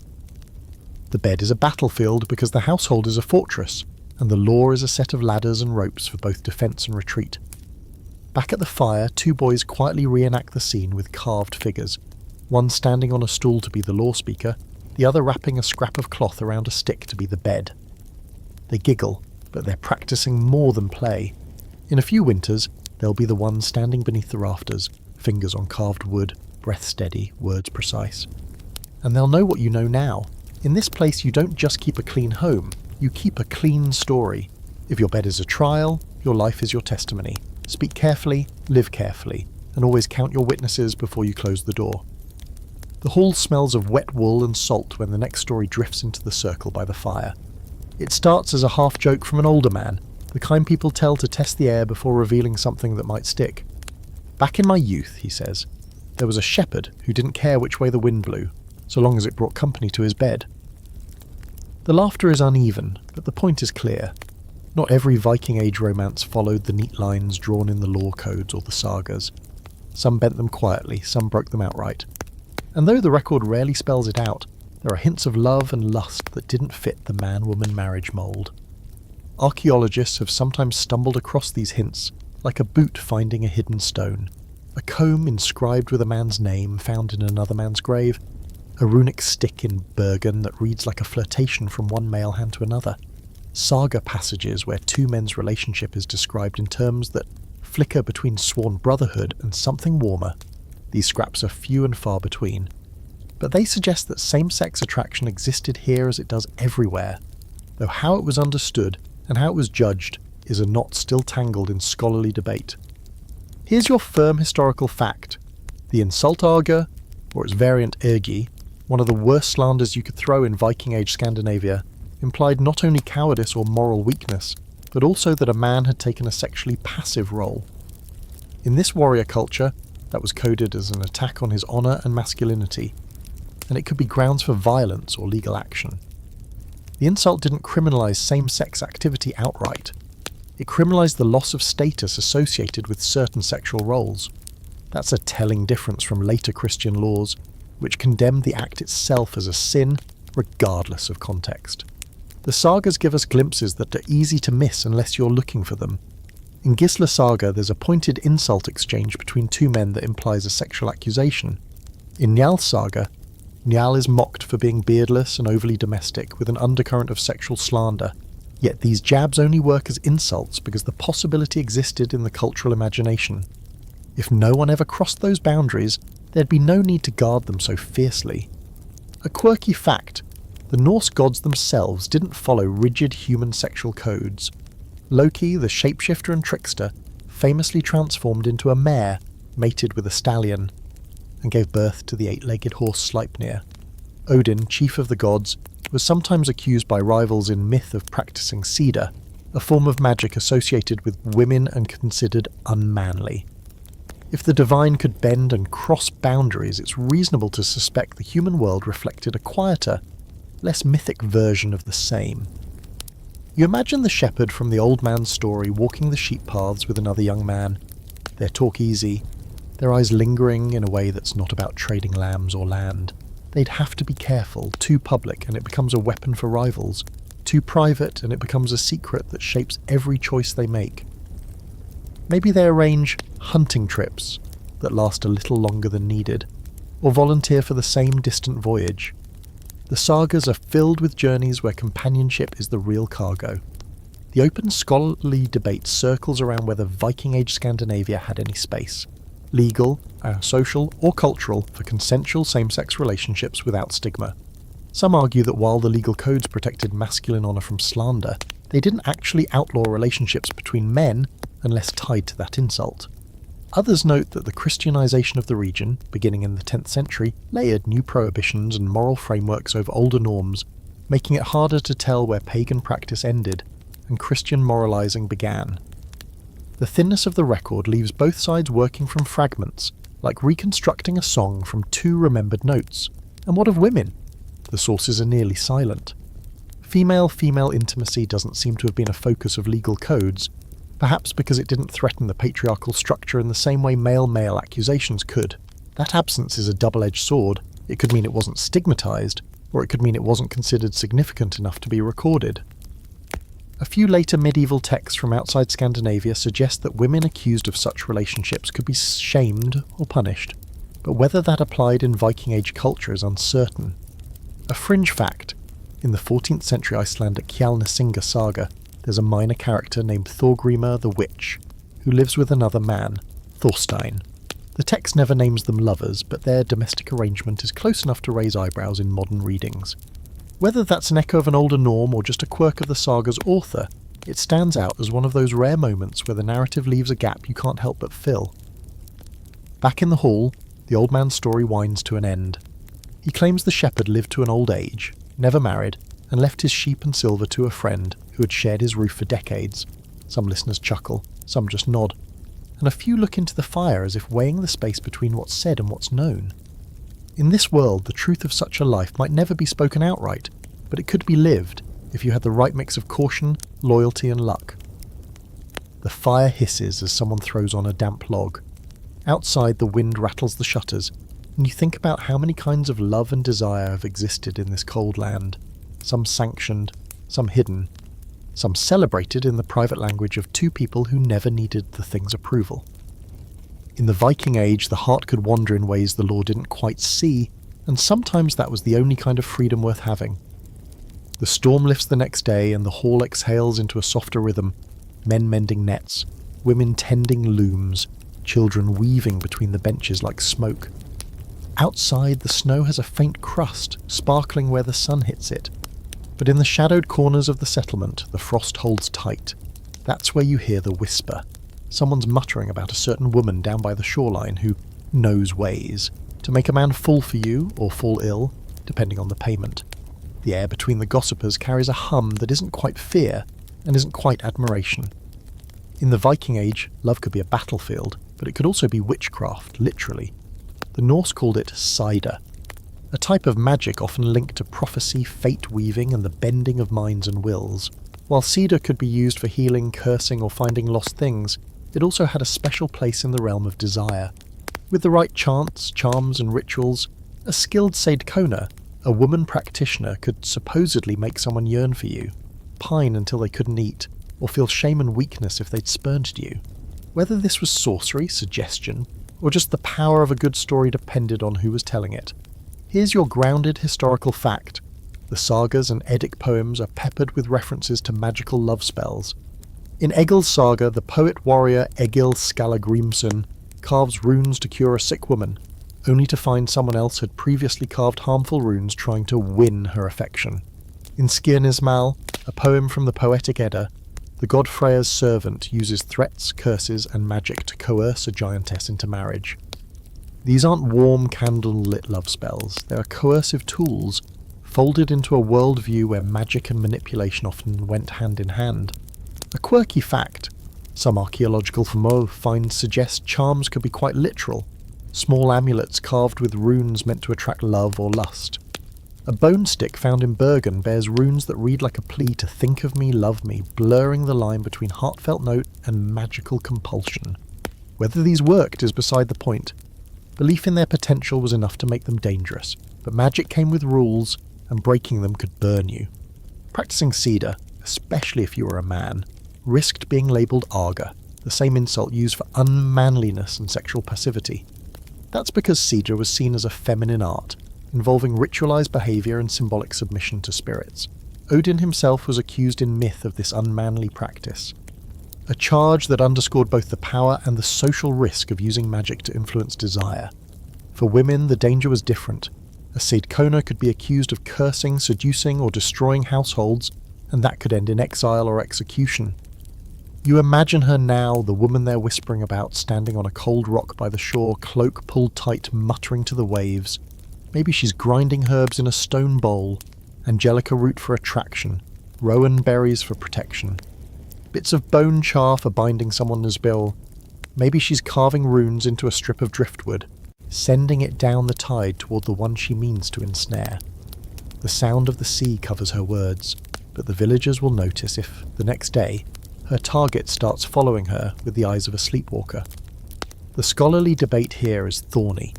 Were these love spells taken seriously as real supernatural acts, or were they just a culturally sanctioned way to explain attraction, infidelity, or sudden illness? Some argue that the spells were psychological tools, rituals that heightened suggestibility, reinforced by social belief. Others see them as genuine attempts to call on unseen forces, part of a cosmology where gods and spirits were as present as the wind. Either way, the consequences were real enough if you were accused of them. One fringe detail from the Vatnsdæla saga lingers in your mind. A woman named Thordis is accused of using magic to keep her lover faithful, a charge that becomes leverage in a larger feud. Nobody can prove the spell worked, but the accusation alone damages her standing, showing how sorcery could be as much a weapon in politics as in romance. Back in the hall, someone starts telling a tale about a man who tried to hire a Seidkona to win over a married woman. She agreed, but instead of giving him the promised charm, she cursed him with impotence for being so foolish. The listeners laugh, but the nervous kind, half worried the punchline might have really happened, half worried it could happen to them. The firelight makes faces flicker in and out of shadow, and you realise magic here isn't just about herbs or runes, it's about narrative. If enough people believe you have enchanted someone, you might as well have, because their behaviour will be judged through that lens. Love in the Viking Age could be chosen, bargained for, taken, or whispered into being on a night when the waves are loud enough to hide the words. The hall is loud again tonight, but not with the warm noise of feasting. This is sharper, voices cutting across each other, the sound of mugs thumping against wood in irritation rather than celebration. At the centre of it is a man standing too close to another man's wife, and there's kind of sideways glances that turn into something bloodier if nobody steps in. In the Viking Age jealousy didn't just bruise egos, it could split skulls, and when it did, the weapon was just as likely to be a battle axe as a cutting remark. It starts small, Maybe a lingering look across the fire, maybe a compliment that slides a little too far into suggestion. In a tight-knit hall where every movement is seen, nothing goes unnoticed. The husband notices, the wife notices him noticing, the crowd notices both. In this culture, desire is rarely private, and jealousy, once sparked, spreads like mead spilled on a rush floor, fast, messy, and sticky with the consequences. Here's your hard historical fact. In the sagas, jealousy is a common spark for feuds, and not just between lovers. Family honour was bound up in sexual reputation, so an insult or suspicion could pull entire kin groups into conflict. In the Jarl saga, accusations of infidelity and improper advances fuel a chain of revenge killings that stretch for years. The law allowed for fines and settlements, but the sagas show that many preferred blood payment, especially if they felt public humiliation outweighed the value of silver. A quirky truth. Jealousy could even be stoked intentionally as a tactic. In some saga accounts, rivals deliberately made flirtatious comments to another man's wife in public, not to win her, but to provoke the husband into rash action that would justify a killing or a lawsuit. This weaponized jealousy turned courtship rituals into landmines. Tonight, you watch as the husband finally stands, his shoulders square and his hand drops to the axe at his belt. The man he's staring down, a trader from another fjord, keeps his hands visible, but his smile is thin. The wife looks from one to the other, her face a mask that says this isn't about me anymore, because it isn't. In a hall like this, once the crowd has scented a possible duel, the individuals at the heart of it become pieces in a larger game. The open scholarly debate here is whether Viking Age men were genuinely more violent in response to jealousy, or whether saga authors exaggerated these moments for drama. Archaeological evidence of weapon injuries supports the idea that interpersonal violence was common, but not all of it can be tied to love or sex. Still, the narrative patterns, accusation, insult, escalation, are too consistent across sagas to dismiss entirely. The stakes are higher for women in these stories. A woman caught in the middle of a jealousy feud could lose her standing even if she had done nothing wrong. If the husband prevailed, she might be forced into another marriage or lose property in the settlement. If the rival won, she might find herself relocated to his household, regardless of her feelings. In this world, jealousy doesn't just rearrange relationships, it rearranges lives. One fringe detail: some households practiced what might be called preventive measures against jealousy. A husband travelling for trade or war might leave a trusted relative or sworn brother to guard his wife, not as a jailer, but as a social buffer. The presence of a third party could dampen gossip or discourage advances. Of course, in saga fashion, there are also tales where the guard himself becomes the rival, which rather defeats the purpose. Back in the hall, the two men are now close enough for breath to mingle. The law's path here would be mediation, witnesses stepping in, fines calculated, honour satisfied through public words. But the crowd's appetite is leaning towards spectacle. You can feel it in the way people shift, leaving a space between the benches. In Viking culture, a duel could settle a question quickly, but the settling often left one party dead and both families simmering. The wife finally speaks, her voice cutting through the noise like the crack of a log in the fire. She doesn't plead, she accuses.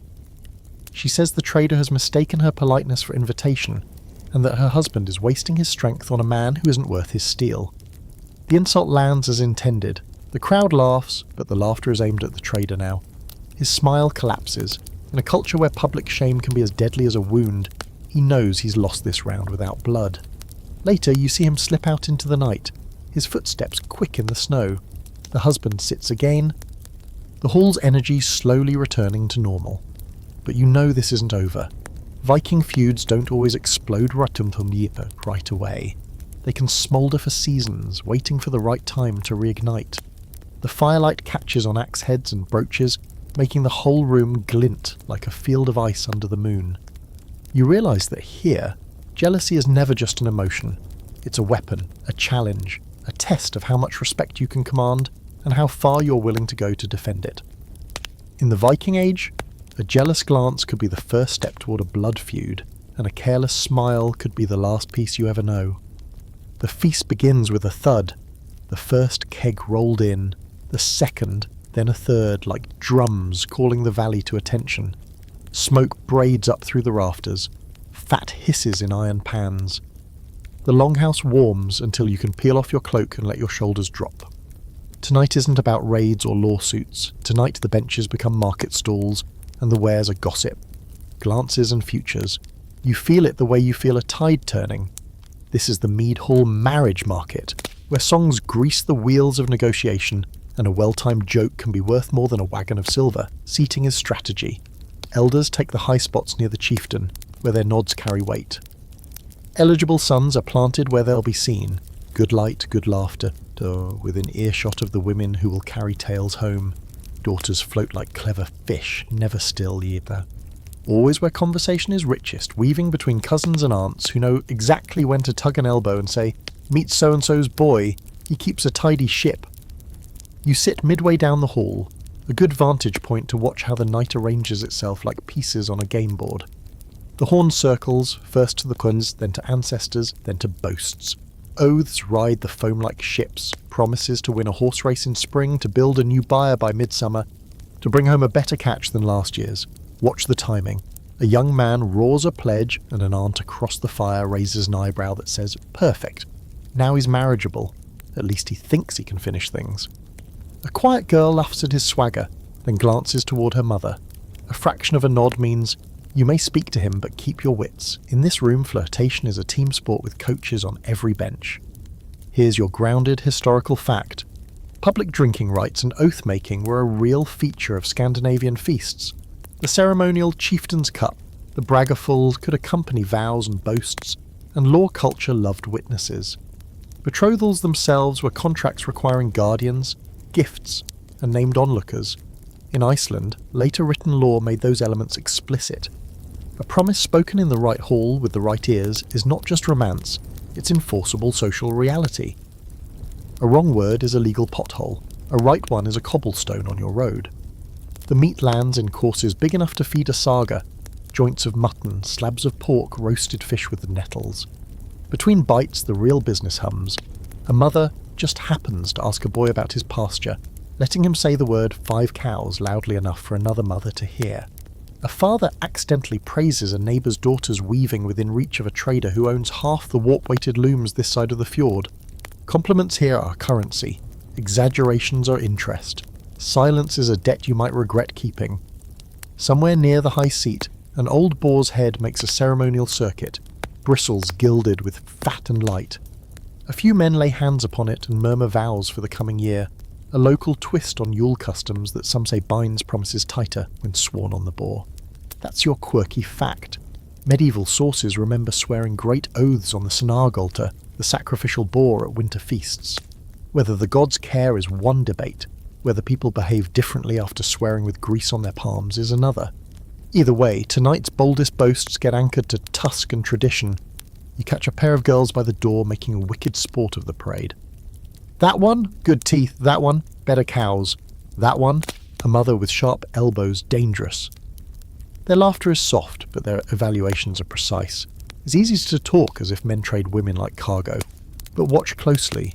Women do a lot of the trading here too, whispering networks into place, nudging negotiation guns toward allies they actually want near their hearth for the next 20 winters. Then the singing shifts and the air thickens. A man offers a song to a woman across the fire. Too bold, riskily poetic, and you can feel people decide in real time if this is charming or a lawsuit in the larval stage. Remember the earlier rule about love poetry. One saucy line too many, and the wrong father has grounds to haul you before the thing for defamation. You can practically see the singer counting syllables, dodging the line between praise and implication. He lands it safely, barely. Her smile is measured, also barely. The chieftain's wife makes her move. She slides through to conversations like a needle through cloth, knotting threads. She praises a young widower's winter stores, where a certain girl's uncle can hear. She remarks that a merchant's ship came home earlier than expected, with fewer cracked ribs than last season. Code for, he's prudent, not just lucky. She inquires after a cousin's missing sheep, which is apparently also code for, don't marry into that mess. Their fences leak. In an hour, she has repositioned 3 futures and used nothing but compliments, questions, and one strategically delivered slice of honey cake. There's an open scholarly debate about how formal these market nights really were. Did Viking Age communities hold structured bride shows as some later medieval writers suggest, complete with parades and immediate choices? Or are those stories Saxo, we're squinting at you, literary flourishes pasted onto older, messier customs of courtship at feasts and seasonal markets? Archaeology shows gatherings, trade fairs like the ones linked to winter festivals and regional things, where people from scattered farms collided. Whether girls literally lined up to be chosen, or whether the choosing was a long, smoky dance of glances and oaths spread over seasons, remains a lively argument with more footnotes than certainties.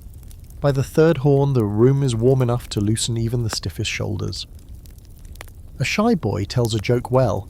A girl who has spoken barely a sentence all winter produces a surprisingly sharp one, and earns a wave of approving clucks from the Aunt Brigade. You notice small gifts changing hands, an amber bead, a strip of dyed wool, a little knife with a carved bone handle. They're not bride prices, they're feelers, tokens that say, I see you, and I'm asking if the rest of your household sees me too. A low clap summons hush. The chieftain rises and calls two families forward. Everyone to pretend surprise. Nobody is surprised. The fathers speak first, then the mothers, then mercifully the pair at the centre. They don't have to shout, they just have to be heard. He says he will set a morning gift aside, 3 milk cows and a share in the old hay meadow. She says her dowry brings a chest of linens and a half-claim to a small woodlot. Witnesses step close, names are spoken, hands brush the high-seat pillars. It's not a wedding, not yet, but it's a shape. The hall murmurs its approval like a tide against pilings. Your mind flickers to the debates that never quite rest. How much room did affection have in this? Enough to matter? Too little to count? The sagas sing both ways. Rash lovers hurling themselves into ruin, steady matches warming into devotion over years of chore and winter. Modern scholars pluck at the threads. Some say economics set the warp and feelings wove the weft, and others argue that even the warp had soft spots where two people could nudge it with laughter and stubbornness. Looking around this hall, you suspect both are true. The ledger comes first, but within its margins, people scribble hearts. Someone starts the round of would you rather that always comes after the serious bits. Would you rather marry for a ship or for a field? For a quick tongue or a quiet hand? The answers are jokes mostly, but the listening is serious. Even the thralls tilt their heads as if to catch a detail that might matter later. Servants know the currents of this house better than anyone. A young thrall woman who has learned caution the hard way allows herself a half-smile when the shy boy asks for a wife who can out-argue me so I don't drown in my own boasting. That's either a good line or a true need. Possibly both. The night thins, benches soften, a harp threads the spaces between cups.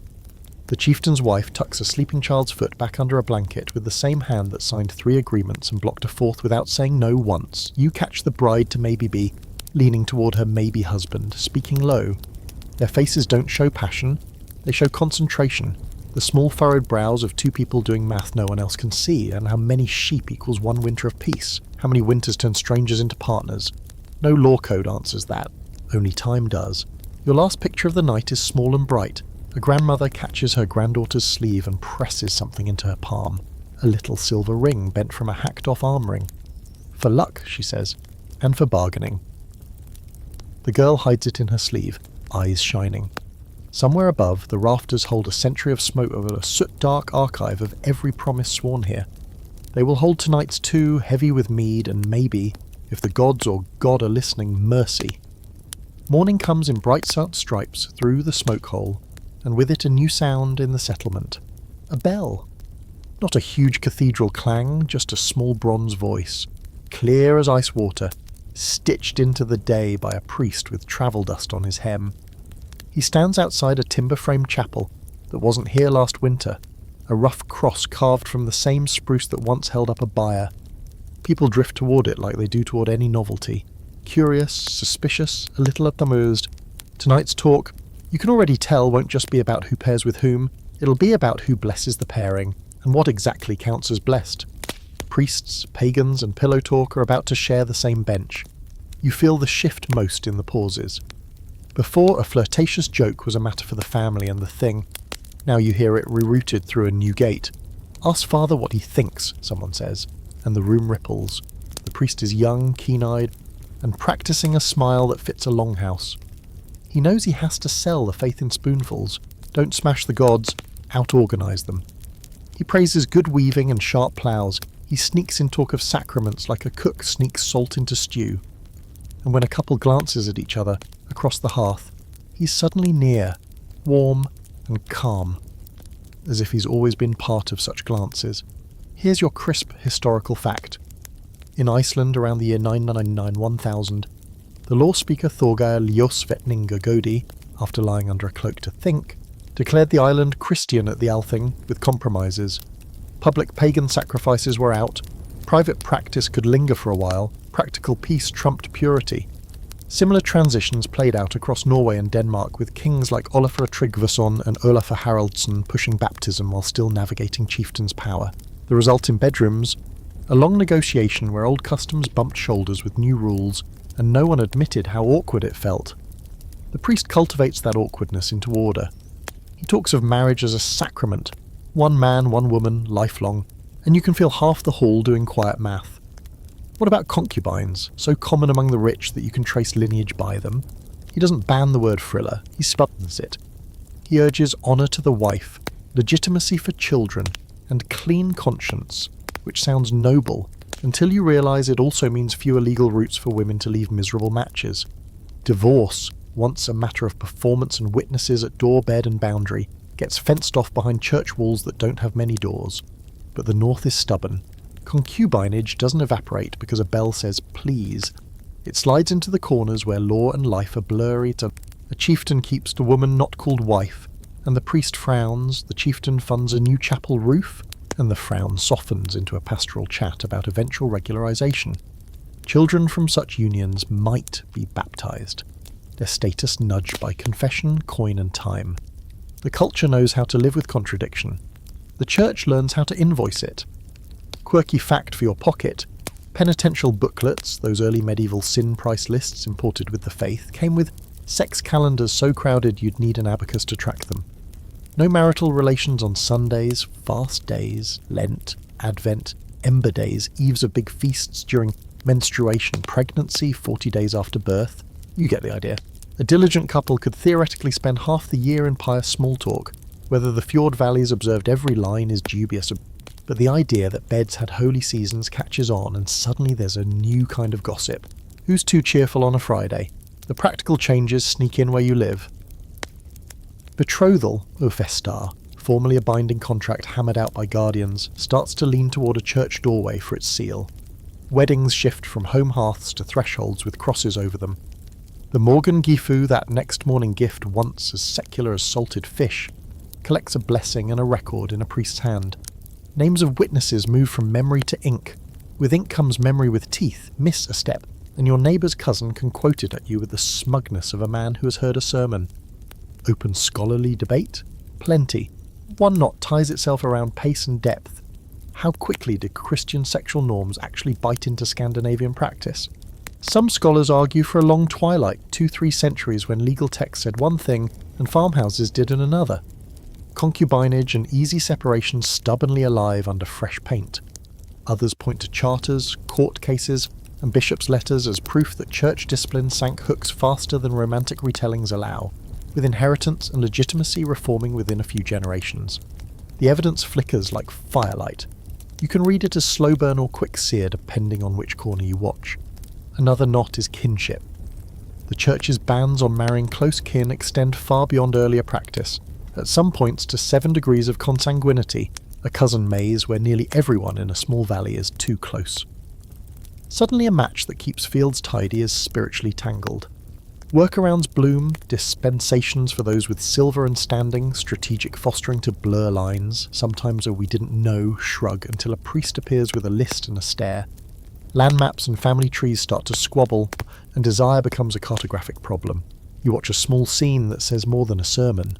The priest sits with a young couple and their kin, the table between them strewn with breadcrumbs and nervous fingers. He speaks gently about confession, about starting a household with clean hearts. The girl studies the wood grain, the boy nods too quickly.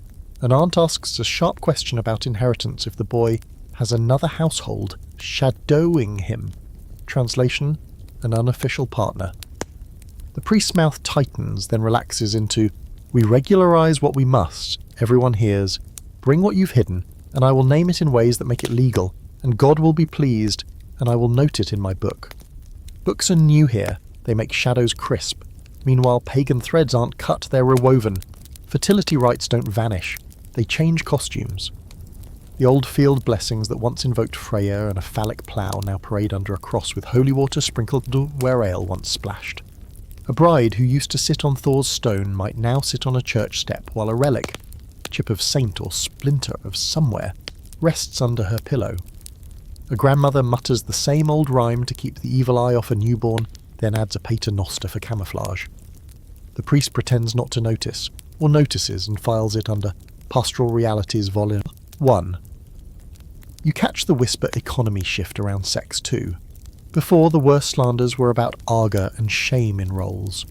Now, unnatural acts arrive as a category with a capital U, smuggled in from Latin texts. The North translates slowly and selectively, but the path is set.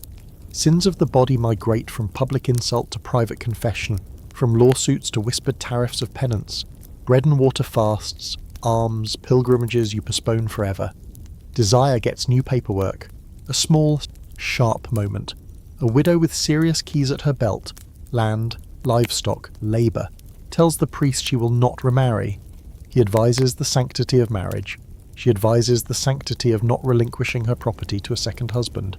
He suggests a vow of chastity. She suggests a vow of minding his own hayloft. Compromise. She endows a lamp for the chapel and promises to live modestly. Everyone wins except the man who hoped to annex her meadow by proposing in spring. Fringe fact to tuck by the fire. In a few corners, local custom-blessed beds with travelling relics. A priest would lay a scrap of cloth said to have touched a saint atop the marriage pillows, murmur a prayer and pocket a fee. No thunder rolled, but couples slept easier, and if a baby arrived under that cloth within a year, godparents gained bragging rights forever. Skeptics called it holy bed-making, believers called it insurance, everyone called it preferable to feuding over a doubtful heir.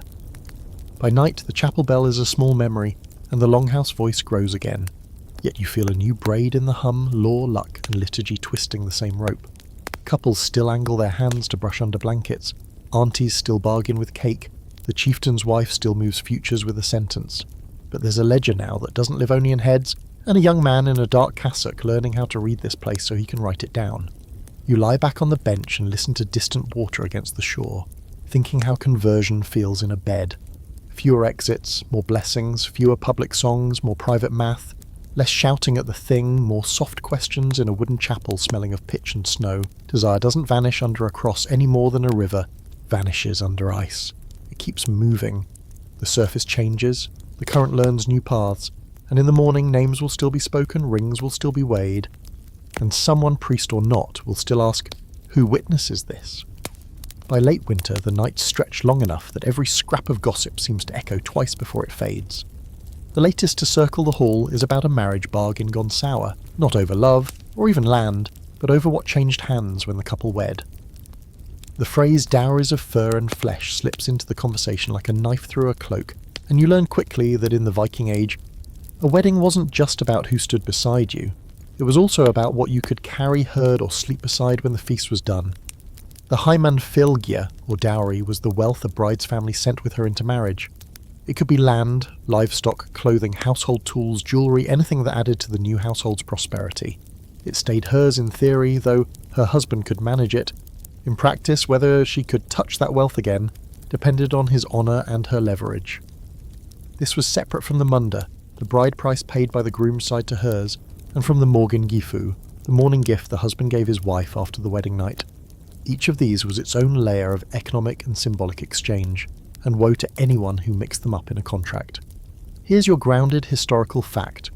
In the Icelandic Gragas and Norwegian law codes like the Gulathing, the dowry was meticulously recorded because it determined the financial stakes in divorce. If a marriage ended, the wife was entitled to her dowry back, along with any agreed portion of the morning gift, but not the bride price. That stayed with her family.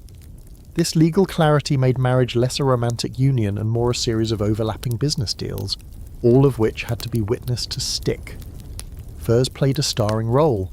In a climate where warmth was survival, a dowry heavy in reindeer or fox pelts wasn't just a luxury, it was security.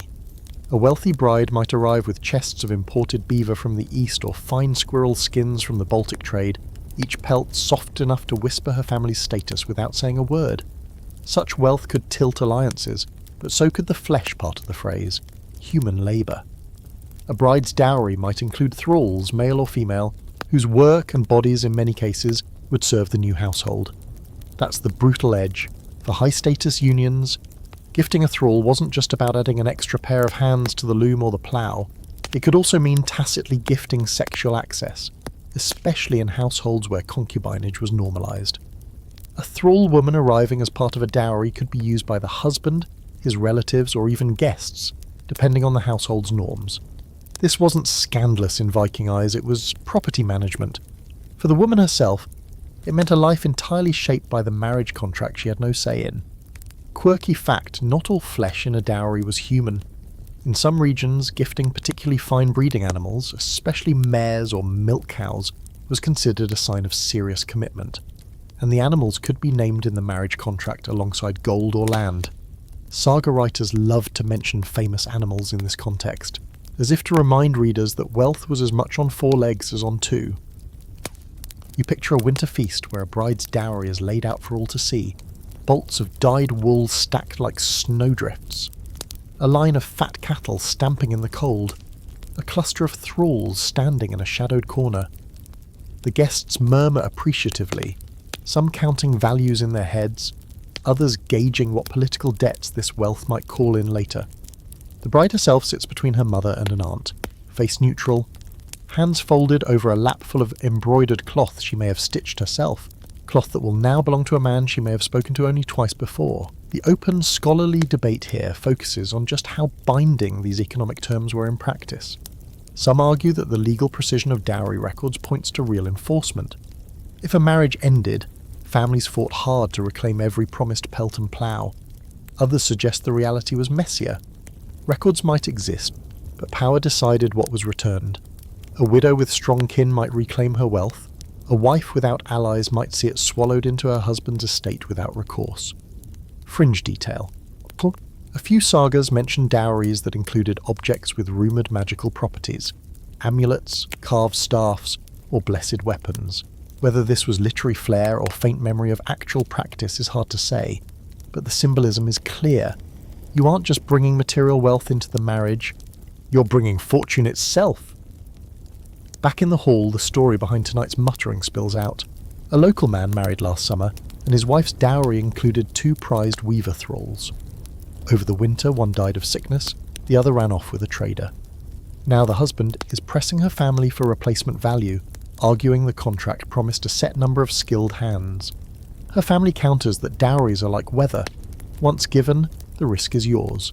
The priest, of course, smells a chance to mediate, for a fee.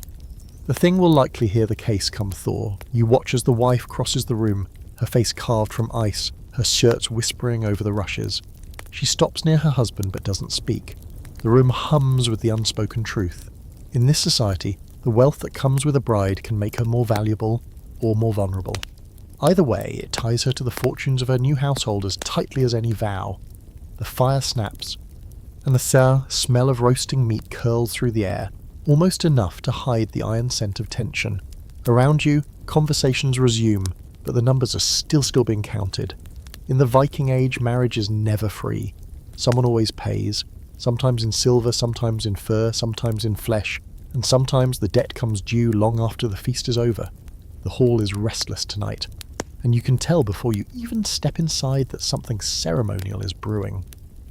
Benches are being shifted, blankets shaken, the hearth piled high with fresh logs until the flames lick toward the rafters. People are already talking in low tones about the rekkjardóma, the trial of the bed frame. It's not the kind of trial where anyone dies, but in its own way, it can decide the fate of families, fortunes and reputations. It's the strange and sometimes awkward business of proving a marriage has been consummated. In the Viking Age, marriages were contracts, economic, political, and social, and like any contract, they weren't considered fully binding until the terms were fulfilled. For marriage, that meant more than just a public feast and exchanged gifts. It meant the couple had shared a bed in a way that could, in theory, produce heirs. Without that, a union could be challenged or annulled, and the flow of property, alliances, and legitimacy thrown into question. Here's your grounded historical fact. In some Norse-influenced legal traditions, especially in Iceland and parts of Norway, disputes over whether a marriage was valid could hinge on testimony that the couple had indeed lain together. The evidence wasn't physical examination so much as public ritual and witness accounts. The idea wasn't unique to the North. Other medieval cultures also used bedding ceremonies, but here it could be tied directly to inheritance rights. If a rival claimed the match was never consummated, they could undermine claims to land or break an alliance entirely. Quirky fact, in certain contexts, friends or relatives might accompany the couple to their bedchamber after the wedding feast, sharing a drink in the room or even sitting nearby while the newlyweds lay down together. They weren't there for voyeurism, they were there to serve as living witnesses that the two had been placed in the same bed under the same blanket. Whether the couple actually went further in that moment was less important than the symbolism of the scene being observed. Tonight, it's not exactly a wedding night. This couple has been married for weeks, but a rival kin group has been whispering that the bride still sleeps apart, suggesting the match isn't real in the eyes of the gods or the law. That's dangerous talk in a community where legitimacy determines whether your future children in Nuremberg will get brushed aside as bastards. So the husband's family has called for a public bedding, half ritual, half legal demonstration. You watch as the bed is dragged into the centre of the hall. It's a simple wooden frame covered with thick furs, tucked near the fire so the room's eyes can reach it. The couple enters together, faces carefully composed, and the crowd hushes. Two elders speak the old words about unity, about households joined, and then step aside. The couple sits, then lies down fully clothed side by side and under the same covering. The moment is brief, but it's enough. People nod. The necessary witnesses will swear to it later, and the challenge to their union is blunted. The open scholarly debate here is whether such bed trials were common in Viking Age Scandinavia, or whether they're mostly a survival of broader medieval European customs. The sagas mention bedding ceremonies more in passing than in detail, often assuming the audience knew the form. Some historians argue that the practice was primarily symbolic, a formality to silence rivals rather than an actual test of intimacy. Others think it carried more weight, especially in disputes where powerful families had a lot to lose if the marriage fell through. A fringe detail from later medieval Icelandic law says that if doubt still lingered after a bedding ceremony, the couple might be questioned separately about the marks, or the marriage bed, how the bedding was arranged, what words were spoken, even what side of the bed each lay on. The answers didn't have to be graphic, they just had to match. If they didn't, the rumour mill could start again. Back in the hall, the couple rises, smiling faintly, and the tension eases. The witnesses will remember what they've seen, and the rivals will think twice before pressing the matter. The rest of the night shifts back to normal, drinking, trading tales, the occasional flirtation in the shadows, but the bed frame still stands near the fire, a quiet reminder that here, intimacy is as public as it is private. You sip your mead and think about the strange duality of it. In the Viking Age, proving a marriage wasn't about romance, it was about politics, law, and the steady hum of survival. Love might be whispered in the dark, but legitimacy was lit by the hearth for everyone to see later. When the laughter drops into a drowsy murmur and the bed frame ceremony has been pushed back against the wall, someone pulls a narrow bundle from a chest and lays it beside the fire. It's a roll of small things, slivers of pine and birch shaved thin as tongues, a rib bone sanded smooth, a broken comb dark with age, a few palm-long sticks nicked with tiny straight lines. In the glow, the cuts catch light like frost. You run a thumb along one and feel the shallow grooves, angular, deliberate, like a roadmap for whispers. Around here, words don't always live in mouths. Sometimes they're carved into wood, bone, or stone, where they can keep speaking long after the speaker has moved on. And some of those words are not about cattle or saints or weather. Some of them are about the way a person feels when a certain other person walks into a room. A young man, ink on his fingers, splinters in his cuffs, leans close to you. "Runar," he says, almost reverently. "Runes go." He picks up a pine sliver and tilts it to the fire. The letters are sharp as thorns, no curves, just slants and staves that look as if they were invented by trees for themselves.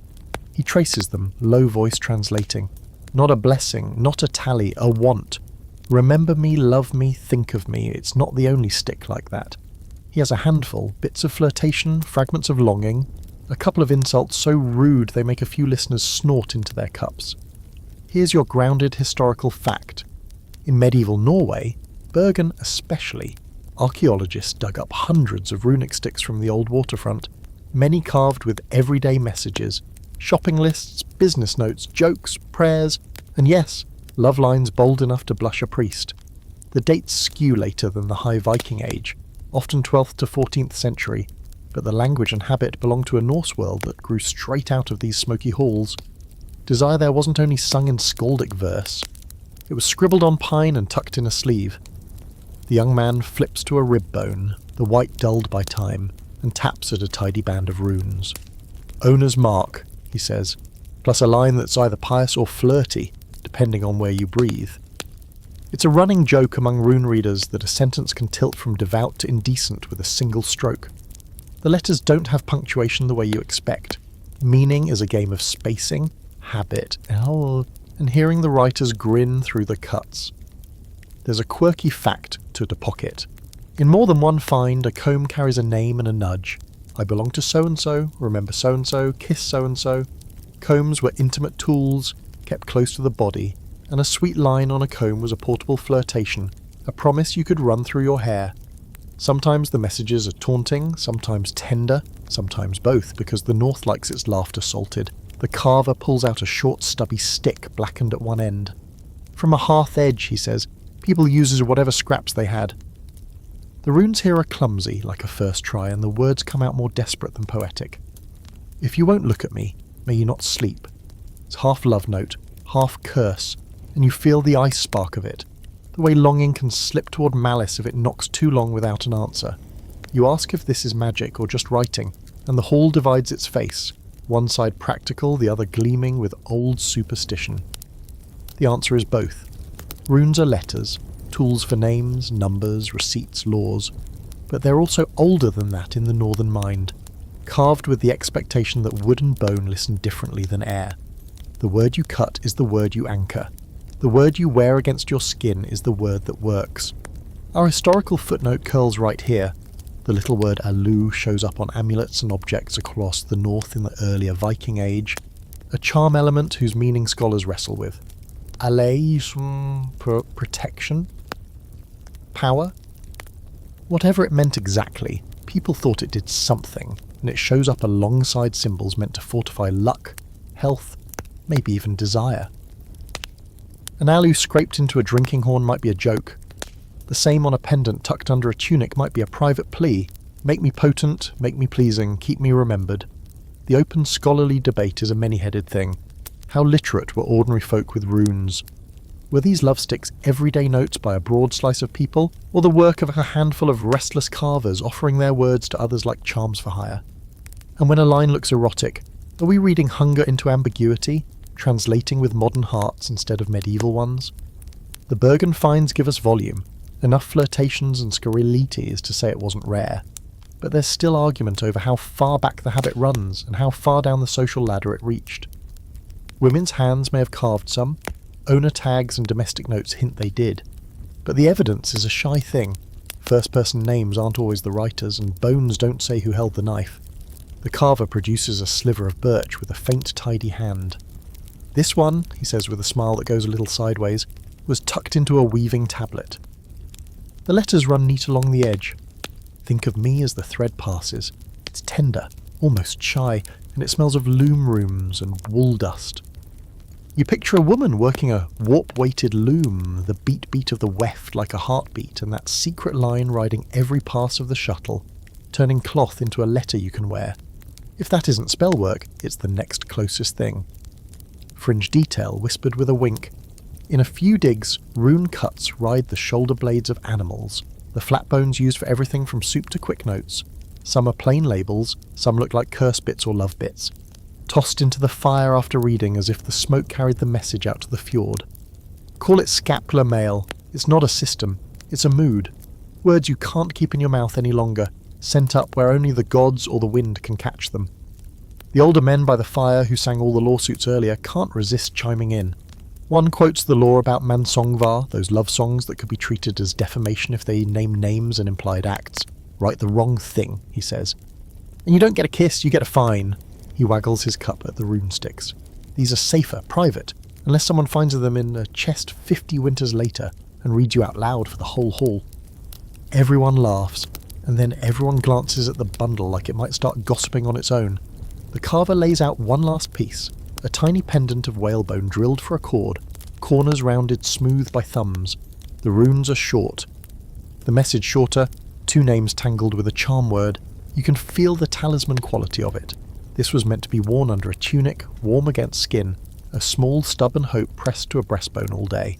In a life where marriages are bargains and beds are trials, a little portable wish is the size people can carry without dropping it.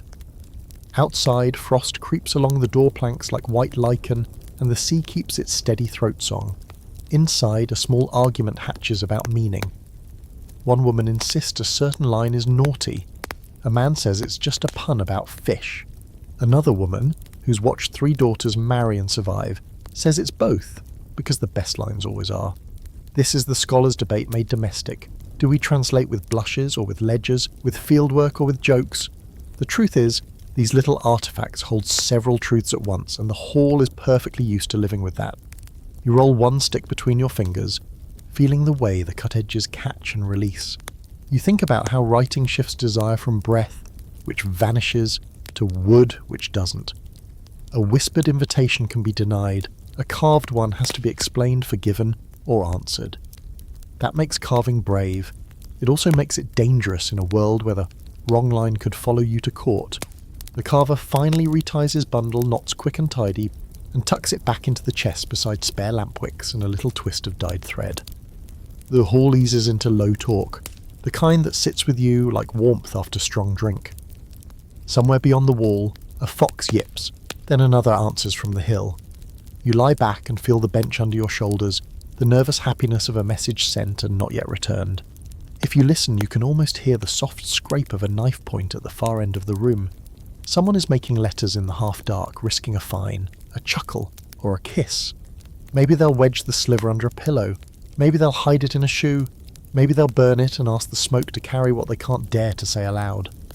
In this place, love is a lot of things, contract, quarrel, lullaby. But it is also a handful of straight lines cut into wood, small as a secret, sharp as a promise. The sea gets inside your clothes first, salt stiffening the wool, wind threading your hair into knots, that damp chill that finds your bones no matter how many furs you stack. You're wedged on a sea chest beneath the awning, knees touching somebody else's knees, shoulders forever negotiating elbow treaties, and the longship flexes like a living thing. Every few moments a wave slaps the strakes with that hollow wooden thump, as if the ocean is knocking. Still in there? Still trying? No one would call this romantic, but you can feel how boredom and nearness start to braid themselves into possibilities.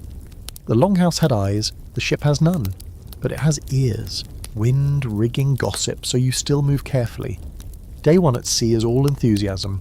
Oars beat time, the sail bed's in, everybody jokes about the first one to throw up. Day 2 turns the air to iron filings and your stomach to a grudge. By day 3, rhythm set. Watches and wayfinding, bailing and bailing, eating when you can, sleeping when you must. Privacy is a campfire story. You learn the choreography, cloak accidentally draped where it makes a little tent, a shift to the lee side to share wind shadow, a muttered conversation about rope that is not about rope. You're not fooling anyone, except maybe yourself, but people pretend, because the sea punishes drama and rewards quiet. Here's your clean historical fact. Viking Age ships weren't all razor-thin war snakes. Those are the longships for speed and raiding. Trade and colonization leaned on Nara, broad-bellied cargo vessels with crews smaller than warboats but still noisy enough to drown a whisper. A Nar might carry 20 or so souls plus livestock, timber, and the kind of barrels that make new settlements possible. The sagas slide us aboard all the time.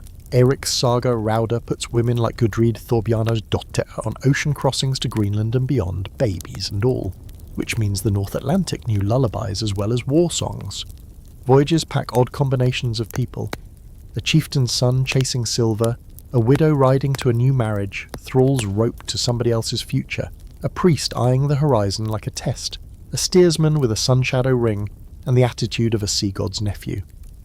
When dusk drops the awning, Gjald, and the deck becomes a patchwork of cloaks and rolled sail. Bodies find edges of warmth the way cats do. Two hands meet under a shared pelt, maybe a promise, maybe just a truce against the cold. The boat doesn't care either way, it creaks the same. Quirky fringe fact glinting off the wave tops. Sailors in the north told stories of buying wind knots from magic workers, often saminoadi, cords tied with 3 special knots. Untie 1 for a breeze, 2 for a good push, 3 for a storm you'd better deserve. Is that sail receipt archaeology? Not really. But the tale pops up in Norse and later Nordic folklore like a gull that refuses to leave, and you can see why it stuck. On a dead calm sea, you'd pay for anything that felt like a lever on the sky. Some crews pinned little amulets to the shrouds, just in case the wind admired jewellery. You navigate with sun, stars, bird flight, watercolour, whale tracks. You also navigate people. The rule is unspoken but iron. No fights the ship can't survive. That includes jealousy. At sea, envy is a hole in the hull, it pulls everyone down equally. So when 2 pairs of eyes start finding each other with embarrassing accuracy, the steersman suddenly needs more volunteers to check the lashings aft, and the priest rediscovers the spiritual value of keeping busy. If someone won't be subtle, the older hands will be subtle for them, separate of watches, separate benches, a lot of helpful errands that involve opposite ends of a very long boat. There's an open, scholarly debate bobbing alongside all this, salt-stung and stubborn. How often did mixed-gender crews actually sail together? And what did that do to shipboard behaviour? Sagas and archaeological finds prove women travelled by sea, colonising to Iceland, Greenland and Vinland, visiting kin, trading, but were they routine on raiding craft or mostly on family and cargo voyages? Some scholars argue women aboard were common on migration legs and rare on war runs. Others think the line is blurrier, especially for coastal hops.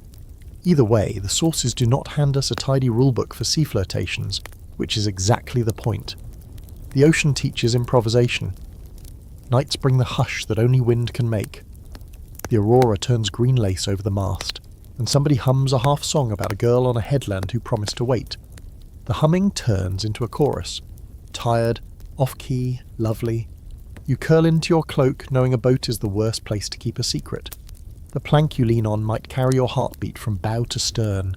Still, there are secrets here, small ones, a shared scrap of dried fruit, a whispered story, a hand squeeze when the swell hits weird. In a world where desire is forever measured, bartered and itemised, this feels like theft but gentle. Shipboard superstition polices desire, with a lighter touch than the law, but it's no less bossy. No boasting about what waits in port, the steersman says, because the sea hates promises. Don't whistle, you'll call winds you can't pay for. There's talk that Ran, the sea goddess with the net, likes gifts, a coin tossed, a ring, something shiny pressed into the water with 2 fingers and a please. That's insurance against falling overboard, but also against other kinds of snatching. If you've flirted too hard with someone who belongs to someone, you may want Ran to mind her own net for a while. Eating aboard is a romance killer anyway.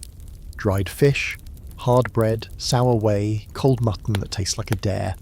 The fire is a lidded box with more soot than flame. Cook's smell clings to everyone equally. So if you're getting dreamy over anyone's scent out here, congratulations, your kink is tar. Still, you'd be surprised how many glances get traded over a shared strip of smoked eel. Survival is an aphrodisiac with a terrible aftertaste.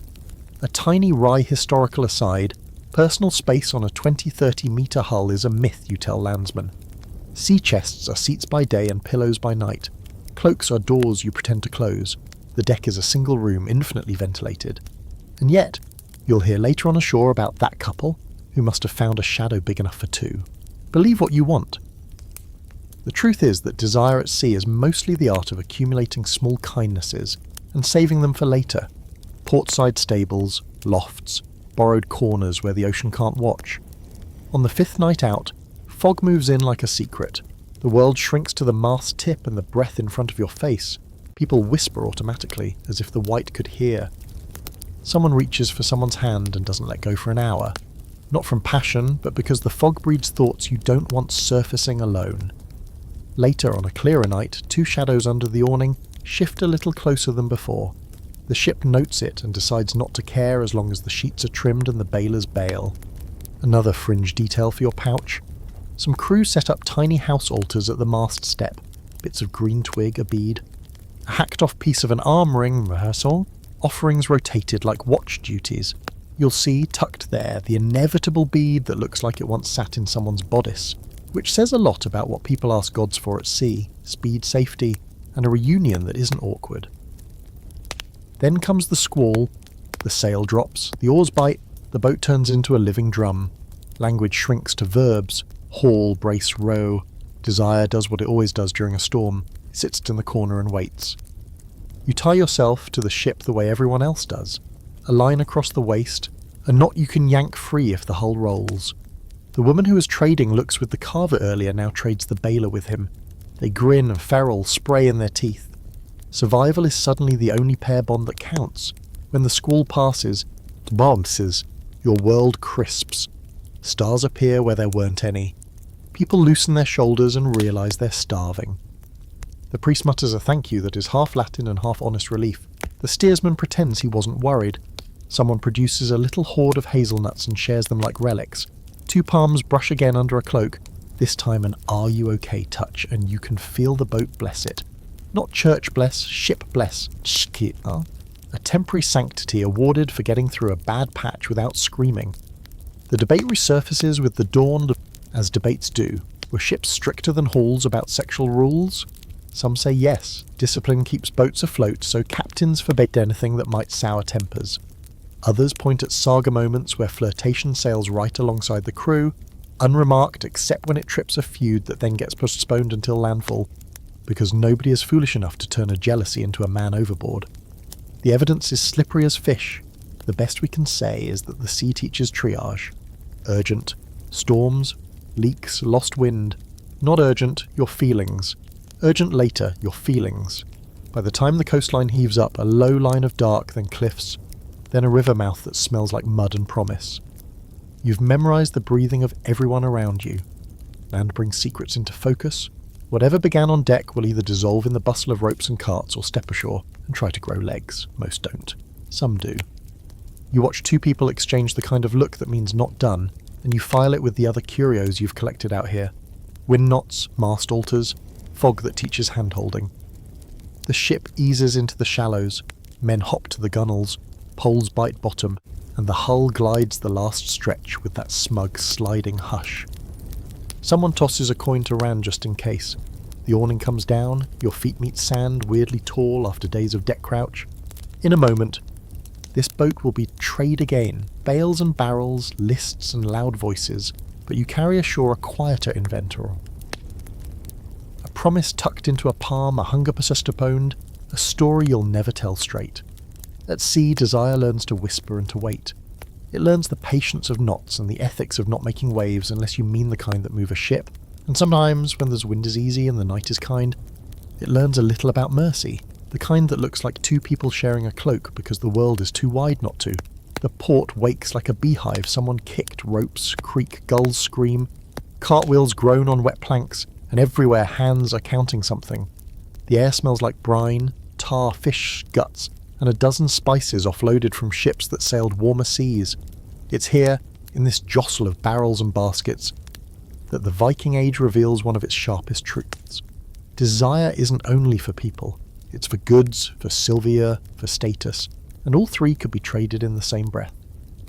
Ports are matchmaking arenas as much as they're markets, but here the matches are between households, guilds, and whoever can offer the best mix of bodies and coin. You step off the ship into a knot of trade talk that sounds almost like courtship. I'll give you 3 measures of salt for your wool, and throw in a barrel of herring. What if I sweeten it with a bolt of silk? The language of haggling and the language of flirting share a rhythm. Offers, counter-offers, promises of quality.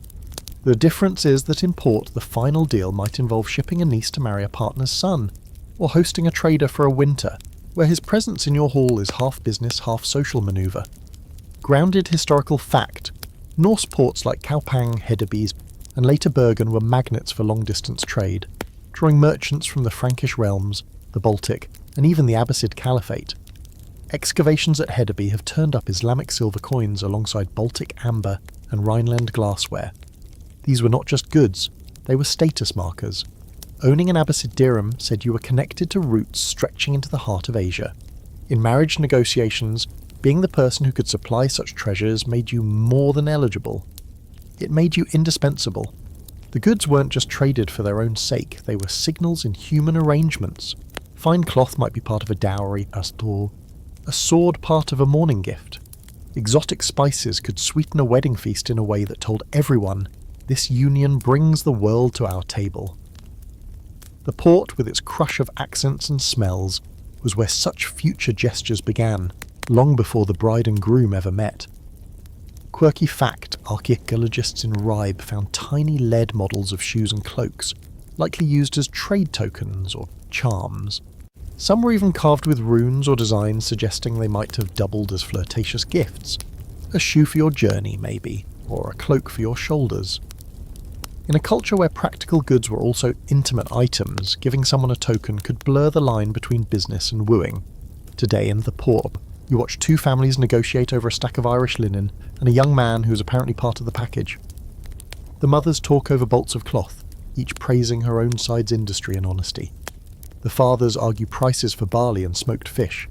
The young man stands there like a sheep in a spring flood, smiling politely and trying not to look at the girl perched on the cart behind her mother, who is very obviously sizing him up.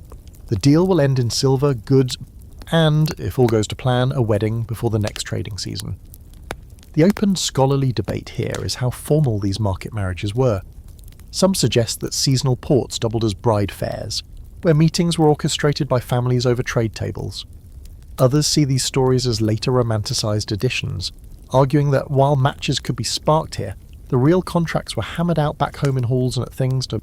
What's clear is that ports brought strangers together in a way rural life rarely allowed, and strangers are the raw material of new alliances. Fringe detail. There are records, patchy but persistent, of women running their own stalls in these ports, especially widows and single traders. In some cases, a woman's skill in commerce could boost her marriage's value far more than her dowry. A widow who could bargain a shipload of stockfish into a fortune of cloth and silver was someone chieftains noticed. Saga heroines, like all the deep-minded, reflect this archetype. Wealthy, well-travelled, and entirely capable of steering her own fortunes. The port hum changes as the sun leans west. Sailors offload barrels of tar and bundles of walrus ivory, then vanish into alleys where the air smells of ale and roasted meat.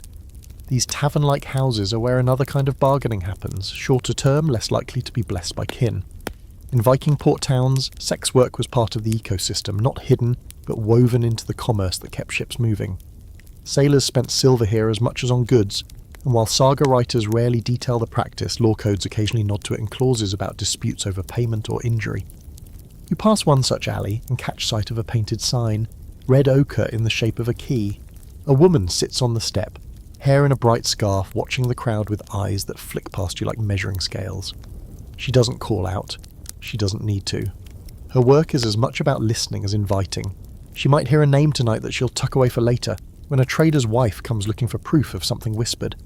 In a town where information is as valuable as silver, she sells both. Inside the market hall, the noise is thick enough to feel.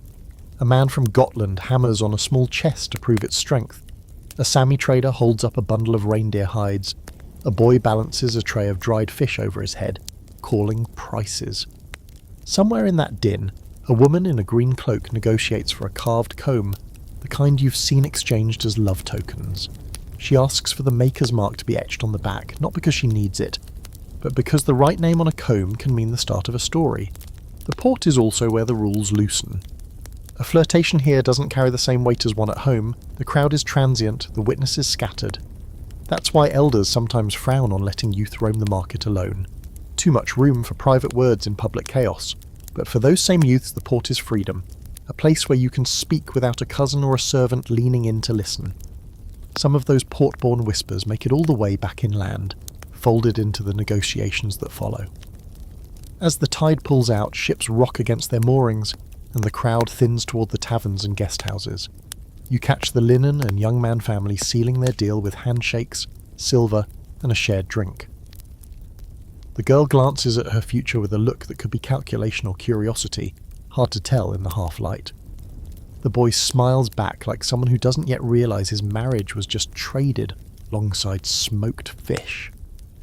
The port exhales. Torches blink on along the quay, gulls roost on the rigging, and the market smell softens into a mix of wood smoke and spilled ale. Tomorrow will bring new ships and new bargains, but tonight the deals are done. You walk the planks, listening to the mingled voices fade into doorways, thinking how in this world, desire and commerce are braided so tightly you can't always tell which one you're buying or selling. It starts as a joke in the mead hall. Someone slaps a man on the back and calls him the bride worth fighting over, and the whole table bursts into laughter. But as the night unspools, the joke doesn't fade. You begin to notice the glances aimed at him, the way a pair of high-status women angle themselves toward his bench. The sudden interest from a merchant's widow who's normally as reserved as a locked chest. It's rare here, but not unheard of, when men were the prize. In most sagas and law codes, women are the ones traded like silver and cattle. But power doesn't always follow the same road twice, and in households where women hold real wealth, widows, heiresses, chieftains' daughters, the rare, highly desirable man becomes a political asset in his own right. He might be an exceptional warrior, a landowner without heirs, or simply blessed with the kind of charisma that fills a hall. If you can claim him as husband, you claim whatever he carries with him: land, alliances, followers, and that ineffable thing called honour. Here's your grounded historical fact. In Iceland's sagas, men like Kjartan Olafsson in Laxdæla saga or Gunnar Hamundarsen in Njal saga are openly pursued by women of high status, sometimes with direct proposals. In these narratives, women can and do initiate marriage arrangements when the political and social payoff is worth it. Wealthy widows were especially positioned to choose a new partner without asking anyone's permission, and their choice could shift local power balances overnight. The hall tonight hums with that possibility. The man in question, let's call him Eric, has just returned from a trading voyage with chests of Frankish cloth and a ship that is not only intact but better rigged than when he left. He's young enough to be appealing, old enough to be proven and unmarried, which in this company is a rare and dangerous combination. Two sisters, both daughters of a powerful farmer, have been circling him all evening, each with her own strategy. The elder leans on subtlety, asking about his voyage, laughing at his driest jokes. The younger goes bold, slipping him a drinking horn herself instead of passing it through a servant. Quirky fact, in Norse poetry, it wasn't unusual for women to compose lausavisur, short impromptu verses to men they admired, though naming them outright could trigger trouble under defamation laws. One preserved example has a woman praising a man's skill so vividly that the implication is clear even without his name. A clever verse was both a gift and a test. If he responded in kind, the hall noticed. Tonight the competition doesn't stop with sisters. The merchant's widow approaches Eric, bringing with her not only the allure of maturity but the weight of her trading connections. A marriage to her would mean immediate wealth and influence far beyond the valley. The sisters' eyes follow her every move. Around them, the hall feels like a chessboard, where each glance, laugh or gift is a piece moved closer to checkmate. The open scholarly debate here is about agency, specifically how much actual choice high-status men had in these situations. Were they free to pick among suitors, or were they pressured by kin into the match that offered the best political advantage? Some historians point to saga episodes where men resist such matches, sometimes fatally. Others note that resisting the will of wealthy, determined women could be just as dangerous as rejecting an arranged match proposed by your own kin. A fringe detail from Sturlunga saga hints at just how far such rivalries could go. In one feud, the competition for a particular man's hand escalated into sabotage of his ships, ensuring he couldn't leave the district until he made a choice. Whether that detail is literal or literary, it underlines how the value of a desirable man could make him a prize worth scheming, or even wrecking property over. Back in the hall, Eric navigates the night with the caution of a man crossing thin ice. He accepts the horn from the younger sister, praises the weaving of the elder, and compliments the merchant's widow on her acumen in securing her latest shipment. He does not linger too long with any of them, which in itself is a statement. He's not ready to choose, and he wants everyone to know it. That buys him time, but it also keeps the competition alive. The atmosphere tightens when the skald is called to sing. The elder sister has clearly prearranged this. Her father nods to the poet, who launches into a song praising a man whose voyage brought wealth and honour to the district. The description is just specific enough that no one doubts who's meant. Eric smiles, but it's the sort of smile you wear when you've just been given a gift you can't politely return. The younger sister counters by leading him into a game of Hneftafel, a strategy board game whose unspoken message is, I can match you move for move. The merchant's widow plays a longer game. She leaves the hall early, but not before sending a servant to deliver a small gift, a silver coin stamped with a foreign king's pensioner, and a note suggesting he visit her house tomorrow to hear about its origin. In a society where gifts are often public, a private one like this carries more weight than the object itself. It's an invitation to a conversation no one else can witness. As the night winds down, the hall's gossip is thick enough to spread on bread. Some predict Eric will choose the elder sister for her steadiness. Others bet on the younger's boldness.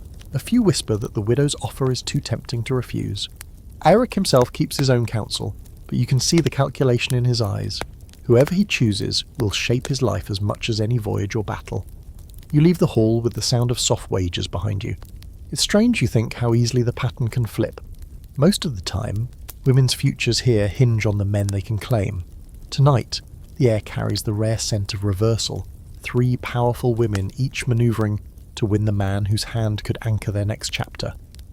And in this place, that makes him as valuable and as contested as the richest dowry. The snow outside glows blue under the moon, but in the hall everything is amber and red, the kind of warmth that makes you forget the air beyond the door could slice your lungs. Tonight's talk drifts towards stories, some sharp with truth, some rounded by so many retellings they barely remember their own beginnings. It's the time of year for draugr and witches, for heroes who wrestle trolls and wake up with suspicious scratches. But the story that makes the hall lean in isn't about monsters in the woods. It's about a woman said to weave spells into bedsheets, and the men who found themselves tangled in more than just wool. Her name, in the telling, changes with the storyteller. Sometimes she's a vulva, a seeress honoured and feared. Sometimes she's a farmer's widow with a loom and too much time. Either way, she's the one people whisper about when a man falls hard for a woman who should be far beyond his reach. The rumour says she works her thread with herbs ground fine into the wool. Celandine for boldness, thyme for luck, mistletoe for a spark that won't go out.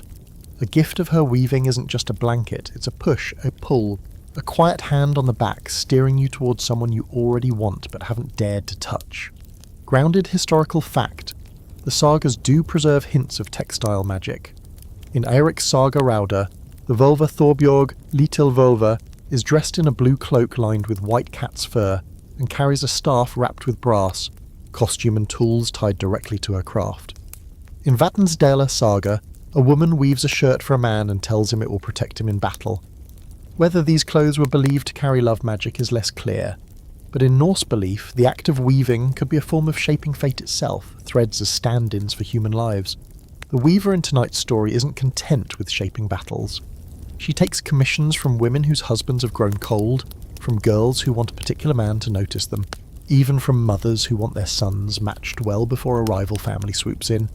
Payment isn't always in silver. Sometimes it's in gossip, sometimes in a promised favour. And the men who sleep under her work, well, they often wake with the kind of restless determination that sends them knocking on the right or wrong door before the week is out. Quirky fact, textile fragments from Viking graves sometimes show traces of plant dyes that also have aromatic or medicinal properties. Madder, woad, weld. While most of these were chosen for colour fastness, it's not impossible that certain scents carried extra meaning. Imagine bedding that smells faintly of herbs associated with midsummer fertility rites. Even if no spell was spoken, the message would be hard to miss. The open scholarly debate here centres on intent. Were these associations deliberate acts of magic, or are we reading supernatural meaning into what might have been ordinary craft and trade? Some scholars argue that in a culture where practical and mystical often overlapped, separating the two is impossible. What looks like a love charm could also be a fine blanket with nice-smelling dye. Others caution against assuming all craftswomen were sorceresses in disguise. A talented weaver could earn a reputation for magic simply because her work coincided with a fortunate turn in someone's life. The fringe detail that makes the hall laugh tonight. One version of the story says the weaver's most famous blanket ended up in the wrong household entirely, delivered as a wedding gift to a man she'd never met. Within a month he'd left his bride for a woman 3 farms over, claiming he'd dreamed of her every night since the wedding. The abandoned wife burned the blanket in her yard, and the smoke was said to smell like both roses and rotten eggs, depending on who was telling it. You glance around and notice the real weavers in the hall listening with unreadable faces. They know how much work it takes to make a blanket, how many hours of carding, spinning, dyeing, weaving. They also know that once something leaves your loom, it carries whatever stories people decide to stitch to it. A fine piece of cloth can be proof of skill, a political gift, a trade commodity, or, in the right mouth, a dangerous piece of magic. As the night deepens, the storyteller leans in. She never married, he says of the weaver, but she never lacked for company. A few people chuckle, a few nod as if that explains everything. The idea that someone could move the affairs of the heart without ever stepping into the marriage market themselves is both unsettling and thrilling in this society. Control is power, and the weaver's loom, if the tale is to be believed, was a quiet throne, the fire pops sending sparks up into the smoke hole, and you can almost smell the imagined herbs in the air. In a world where desire is often hammered into contracts and witnessed at the thing, the notion that it could be coaxed, twisted, or redirected by a single pair of hands working in wool feels both impossible and inevitable. After all, if fate itself can be woven, why not love? When the story ends, someone tosses a folded blanket at a friend and says, "Better check that for spells." The hall laughs. But you notice more than one person running a hand over their bedding when they get home, as if feeling for something hidden in the weave. It might just be warmth, or it might be a thread you didn't know was there, pulling you quietly toward whatever, or whoever the weaver had in mind. The snow hushes the valley to a secret, the sky so clear it rings, and you're walking a path you probably shouldn't know, across a frozen stream, through a stand of black spruce, up toward a farm whose dogs would gladly turn your calves into riddles if they catch your scent. Your breath steams, your heart drums. It's the wrong path for a friendly visit, and that's the point. Tonight you're crossing an invisible border, the kind that isn't on any map but lives in every mouth. Enemy land. Your feet crunch a rhythm that says what your mouth won't. You're going to meet someone you shouldn't be meeting. 2 settlements sit within shouting distance, and they've been trading hard looks for 3 winters now. One argument about haying rights, another about a boundary stone that moved itself, as boundary stones mysteriously do, and the latest about a stray cow that wandered, bred where she shouldn't, and dragged half the valley into calculating calf ownership like it was theology. Everyone knows the feud's silly, and everyone knows it's deadly, and both can be true. In halls like these, pride is a forest fire kept in a box. All it needs is a story with a spark. And the story you're contemplating? Oh, it's a torch. It's not like the sagas didn't warn you. They're a whole library of don't told like lullabies. Still, the heart has its strange courage. Think of Gudrun and Kjartan and Bolli in Laxdela saga. Affection braided with loyalty until the rope turned into a noose. Think of the smaller tales told in corners after mead. About a girl who baked an extra loaf for a boy from the wrong bench and hid it under a cloak.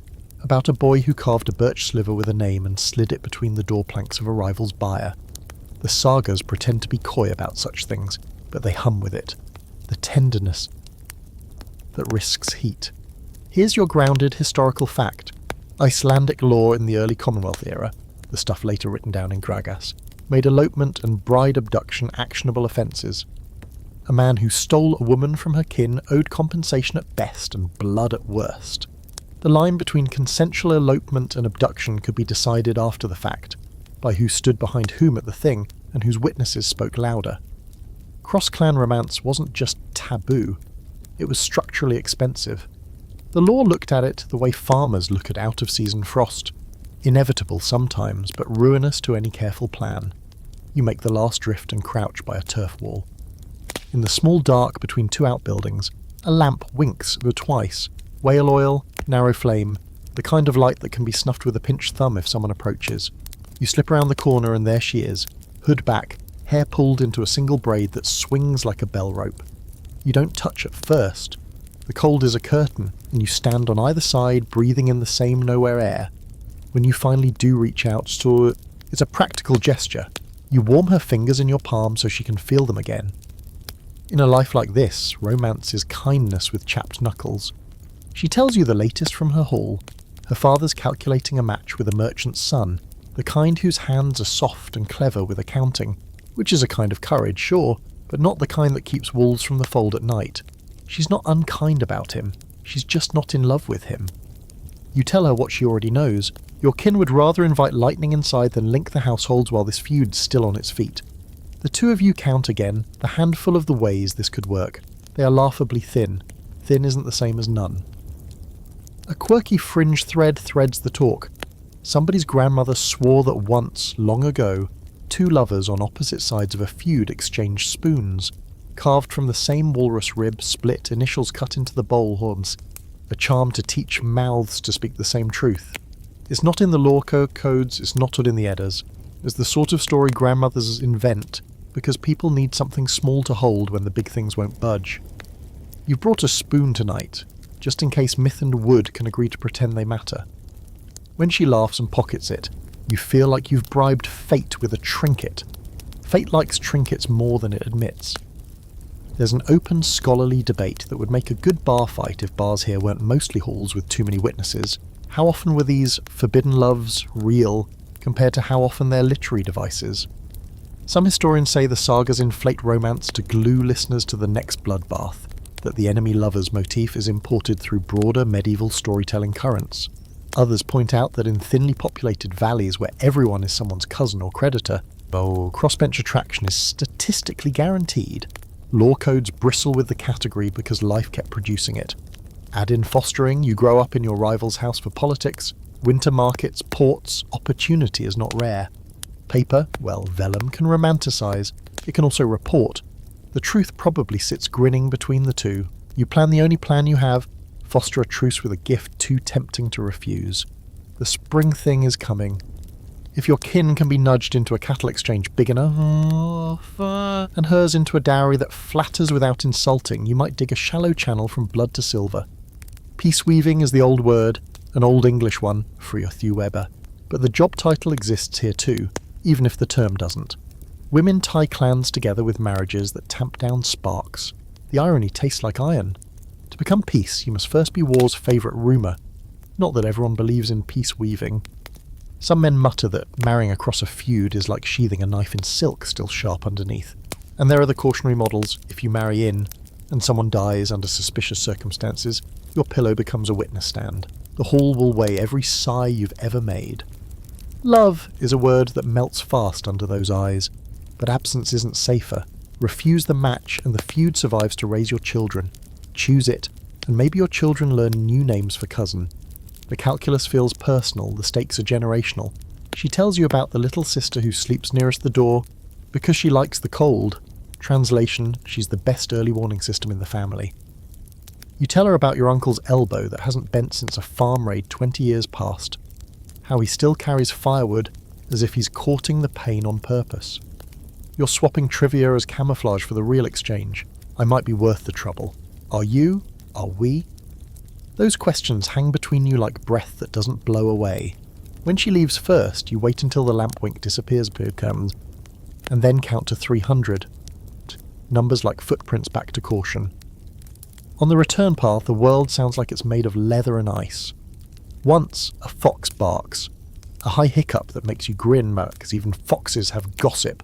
You think about the way halls turn tiny acts into epics. A glance becomes an oath. A misplaced cloak becomes evidence. In this place, Papusi, your private sentence is the community's favourite paragraph. Write carefully. Back at your bench, you lie awake and make lists. Who can be convinced? The chieftain's wife. Always the hinge of the door, not its squeak. The priest. He'll sniff charity, the church's word for politics. The steersman who likes your family's fish and her family's timber. You never know which merchant will choose to be a diplomat if the price of rope drops. You're building a coalition out of appetites because that's how these things actually move. Romance is a spark. Logistics is kindling. You tuck one more detail into the coffer of oddities. In a few folktales later scribbled down, lovers across feuds arrange meetings by setting a lamp in a window with a shutter cut like a heart. No archaeology for hearts in shutters, just charm. But tonight, her little whale oil flame looked like it had a notch to it. A crescent cut by a knife tip to leak light sideways. Signal enough. In a landscape of dark, even a flawed circle can be a vow. The hard part comes with morning. You must live exactly as if nothing is different, while quietly changing everything. You speak moderately at the breakfast bench. You make an extra joke at the wrong cousin's expense to keep suspicions drowsy, And when the talk turns, as it always does, to the outrageous greed of that other farm, you shrug in the correct rhythm. Later you ferry a message that isn't a message to someone who knows how to turn not a message into a ledger entry, and that's how a pathway gets paved. One plausible deniability at a time. Spring will test you. The snow will rot from underneath. The roads will turn to porridge. Men will unearth grievances like old roots. And every promise will need a witness. But the nights will also ease. The lamps will burn longer without smoking so. Someone will sing a song that mentions a river crossing and doesn't end in murder. Someone might even say, softly, casually, as if it hardly matters, that 2 farms are sitting again, and here are 2 cows to prove it. You fall asleep eventually, the way tired conspirators do, mid-sentence, still counting angles. In your palm under the blanket, a spoon warms. In some other house, a pocket holds its twin. Between them, a valley full of old anger and new work. Between them, one precise chance to turn an enemy line into a family line so slowly that nobody hears the click. By the next evening, the hall feels like a throat clearing.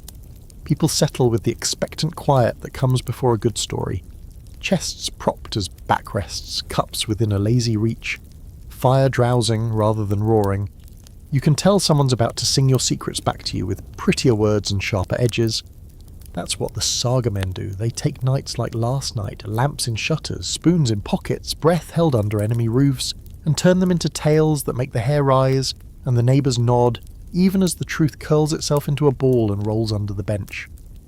The school takes the far stool, fingers the harp, and starts with one of those opening lines that taste like smoke and snow. There was a man named... You know him already. The way someone knows a portrait that's been retouched 3 times. He's bolder than he was in life. She's either purer or colder, depending on the copyist.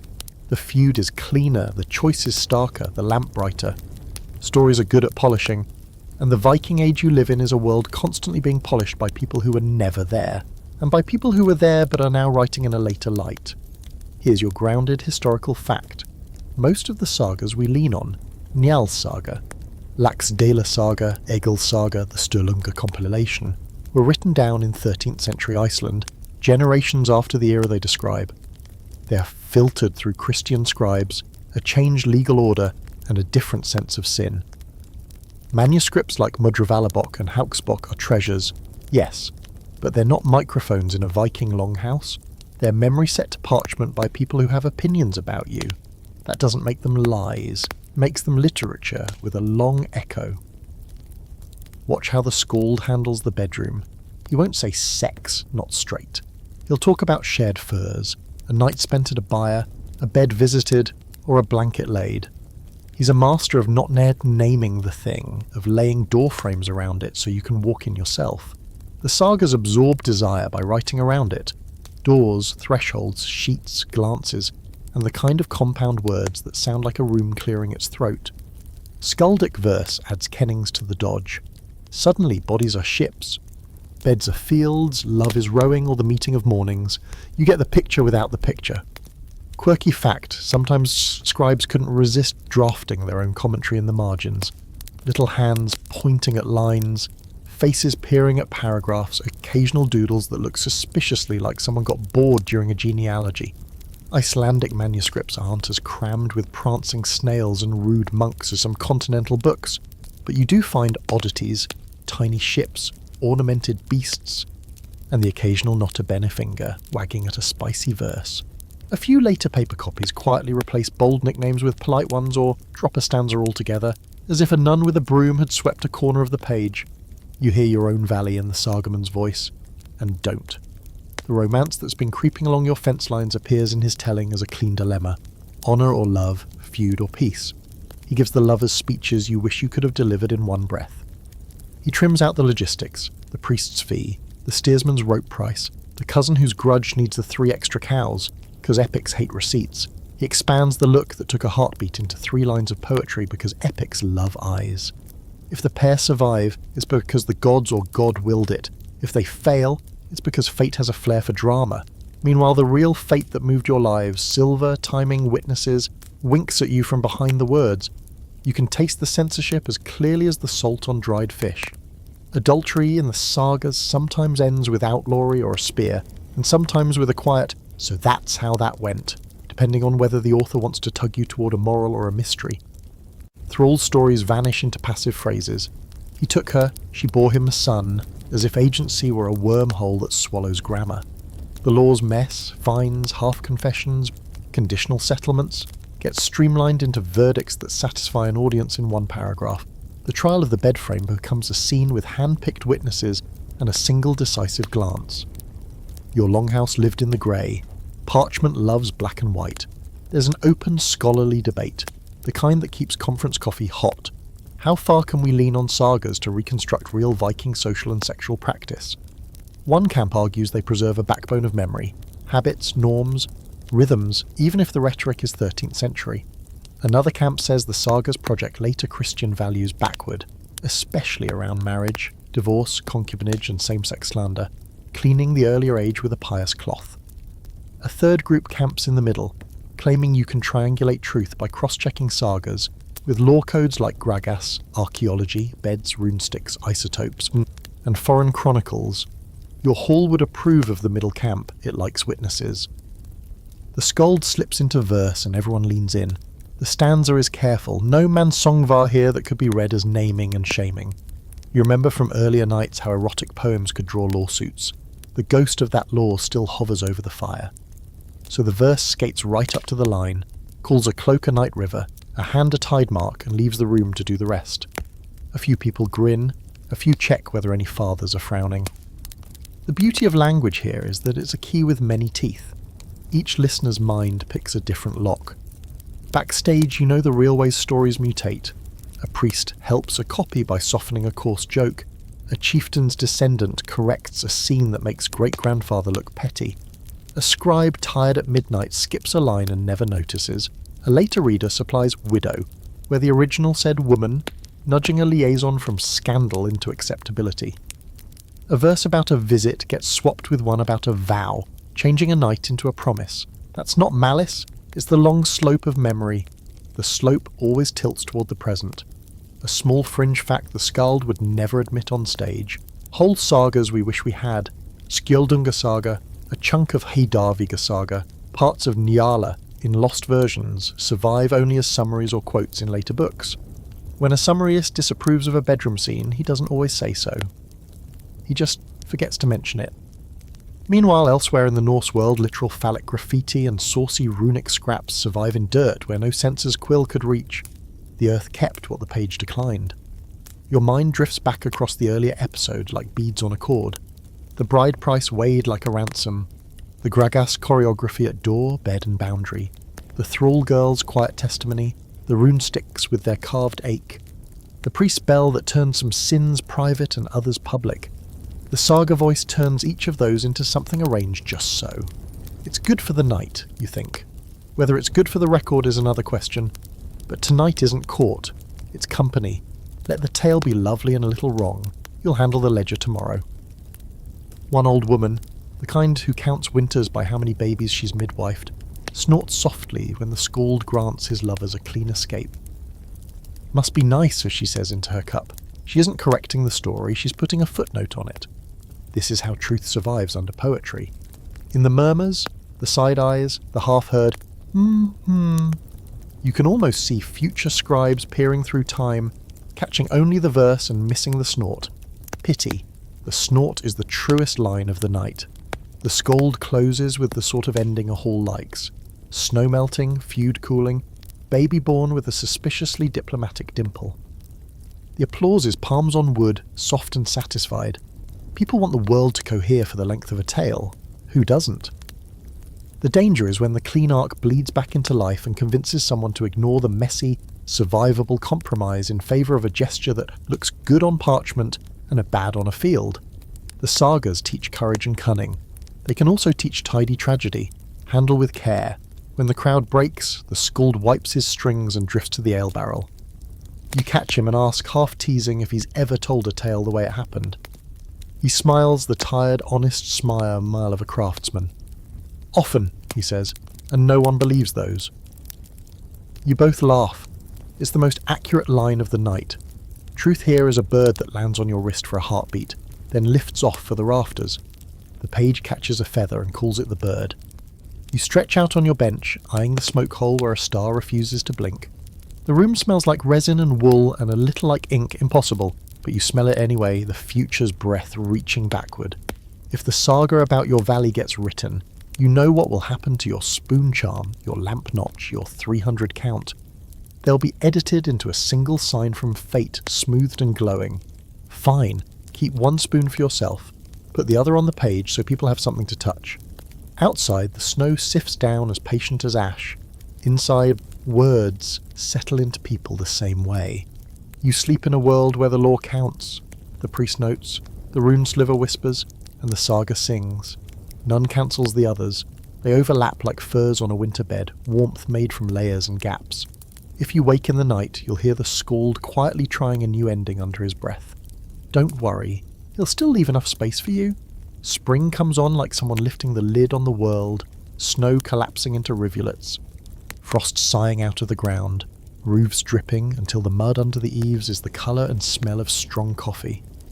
The longhouse door stands open more often now, and the air inside smells less like smoke and more like thawed earth. It's the season when people remember grudges in detail again. Winter's indoor civility melts right along with the ice, but it's also the season for putting those grudges to the test, and for arranging marriages that have been simmering all winter in cups of mead and whispered speculation. Your own speculation is about to meet the thing, both the capital T outdoor assembly and the small t thing that's been pacing the inside of your rib since that night in the snow. Every district sends its men, women, traders, priests and storytellers to the field. It's part parliament, part fair, part court and part open-air gossip chamber. In a society without permanent central government, the thing is where laws are recited, disputes settled, alliances sealed, and, quietly, matches made. Everyone comes dressed for the weather and for the politics. Grounded historical fact, the Althing in Iceland, founded in 930 CE, was both legislative and judicial, but smaller local things dotted the Norse world. Quarter courts, local assemblies, seasonal markets with law speakers. The thing site would often be a natural amphitheatre or flat field near water, marked with a logberg, law rock, from which the laws were spoken. Attendance wasn't just for men. Saga evidence and legal provisions show that women could be present, especially if they were directly involved in disputes or property matters. The thing field was a place to be seen. This year's thing has all the trappings, traders hawking bright-dyed cloth from a tarp, farmers showing off new lambs in wicker pens, smiths selling spearheads and sickles side by side. There's a ring of stalls selling bread so fresh the steam curls like it's showing off, and a group of children daring each other to touch the cold iron of the blacksmith's anvil. And there, beyond the tented stalls, the long row of benches where disputes will be aired and settled, unless they can be bargained into something quieter first. Quirky fact, at some things, young people treated the gathering a bit like a modern festival, wandering between tents, joining games, exchanging small gifts. In the Orkneys, later tradition speaks of hand-fasting at Lammas fairs, where couples pledge themselves for a year and a day. While that specific practice isn't documented in Viking Age Iceland, gatherings like the Thing were among the few opportunities for young adults from different settlements to meet outside of kin-controlled contexts. That freedom was tempting and dangerous depending on whose eyes were watching. You spot her across the field, the braid catching sun, her tunic hem dark with mud. She's flanked by kin, of course, but the current in her glance says the same thing it did the night by the shuttered lamp. This is the one chance. You weave your way there not directly but circuitously, greeting mutual acquaintances, lingering just long enough with a mutual cousin to make the next step seem casual. The small talk is all about weather and lambing, until her kin's attention drifts to a trader selling beeswax, and then you're side by side at the edge of the pen with the year's first calf between you, chewing like it knows the plot. This is the window. You speak in the language of livestock exchange, which in this culture is almost as coded as poetry. Your father breeds them calm. Your uncle's pasture is rich. A fair trade's worth more than a quick one. Every line can be read as about cattle, or about people. You think she hears both readings. The corner of her mouth says so. The open scholarly debate about such meetings is whether subtlety like this was actually noticed by the assembly at large, or whether we imagine more scrutiny than existed. Some historians argue that, with dozens of disputes and trades happening, a quiet flirtation could pass largely unremarked. Others point out that in small societies, the thing was as much about watching as deciding. and any repeated proximity between two young people from rival families would be catalogued for future leverage. The truth probably depends on the size of the thing and the appetite for scandal in the crowd. The formal part of the day begins with the law speaker standing at the logberg, reciting statutes in a voice that carries over sheep bleats and market calls. You hear the familiar passages about land rights, ship maintenance, injury fines, and marriage law. That last bit, recited without flourish, still lands like a drum in your chest. Everyone here knows who's of marriageable age, who's widowed with land. Deals will be made before the tents come down, and those deals will start with a smile or a sentence that may already have been spoken. By midday, the field smells of trampled grass, horse sweat, and grilling meat. You and she cross paths again near the stalls selling carved combs and horn spoons. The spoons make you both smirk. You can't speak openly, but you don't need to. In this place, a smirk can be a paragraph. A merchant interrupts, praising the smoothness of his wares, and you buy one without haggling. It's a risk to take it from his hand to hers in view of others, but you do it, the gesture small enough to be deniable, big enough to be remembered. Fringe detail. Some Icelandic law allowed for a marriage to be contracted at a thing if both parties' kin were present and agreed, with witnesses to the betrothal and a set bride price. That meant a match could be sprung on the crowd without months of lead-up if the right people were in the mood to settle matters quickly. In sagas, this often happens after a feud settlement, peace sealed not just with silver but with a person, and that's what you're aiming for.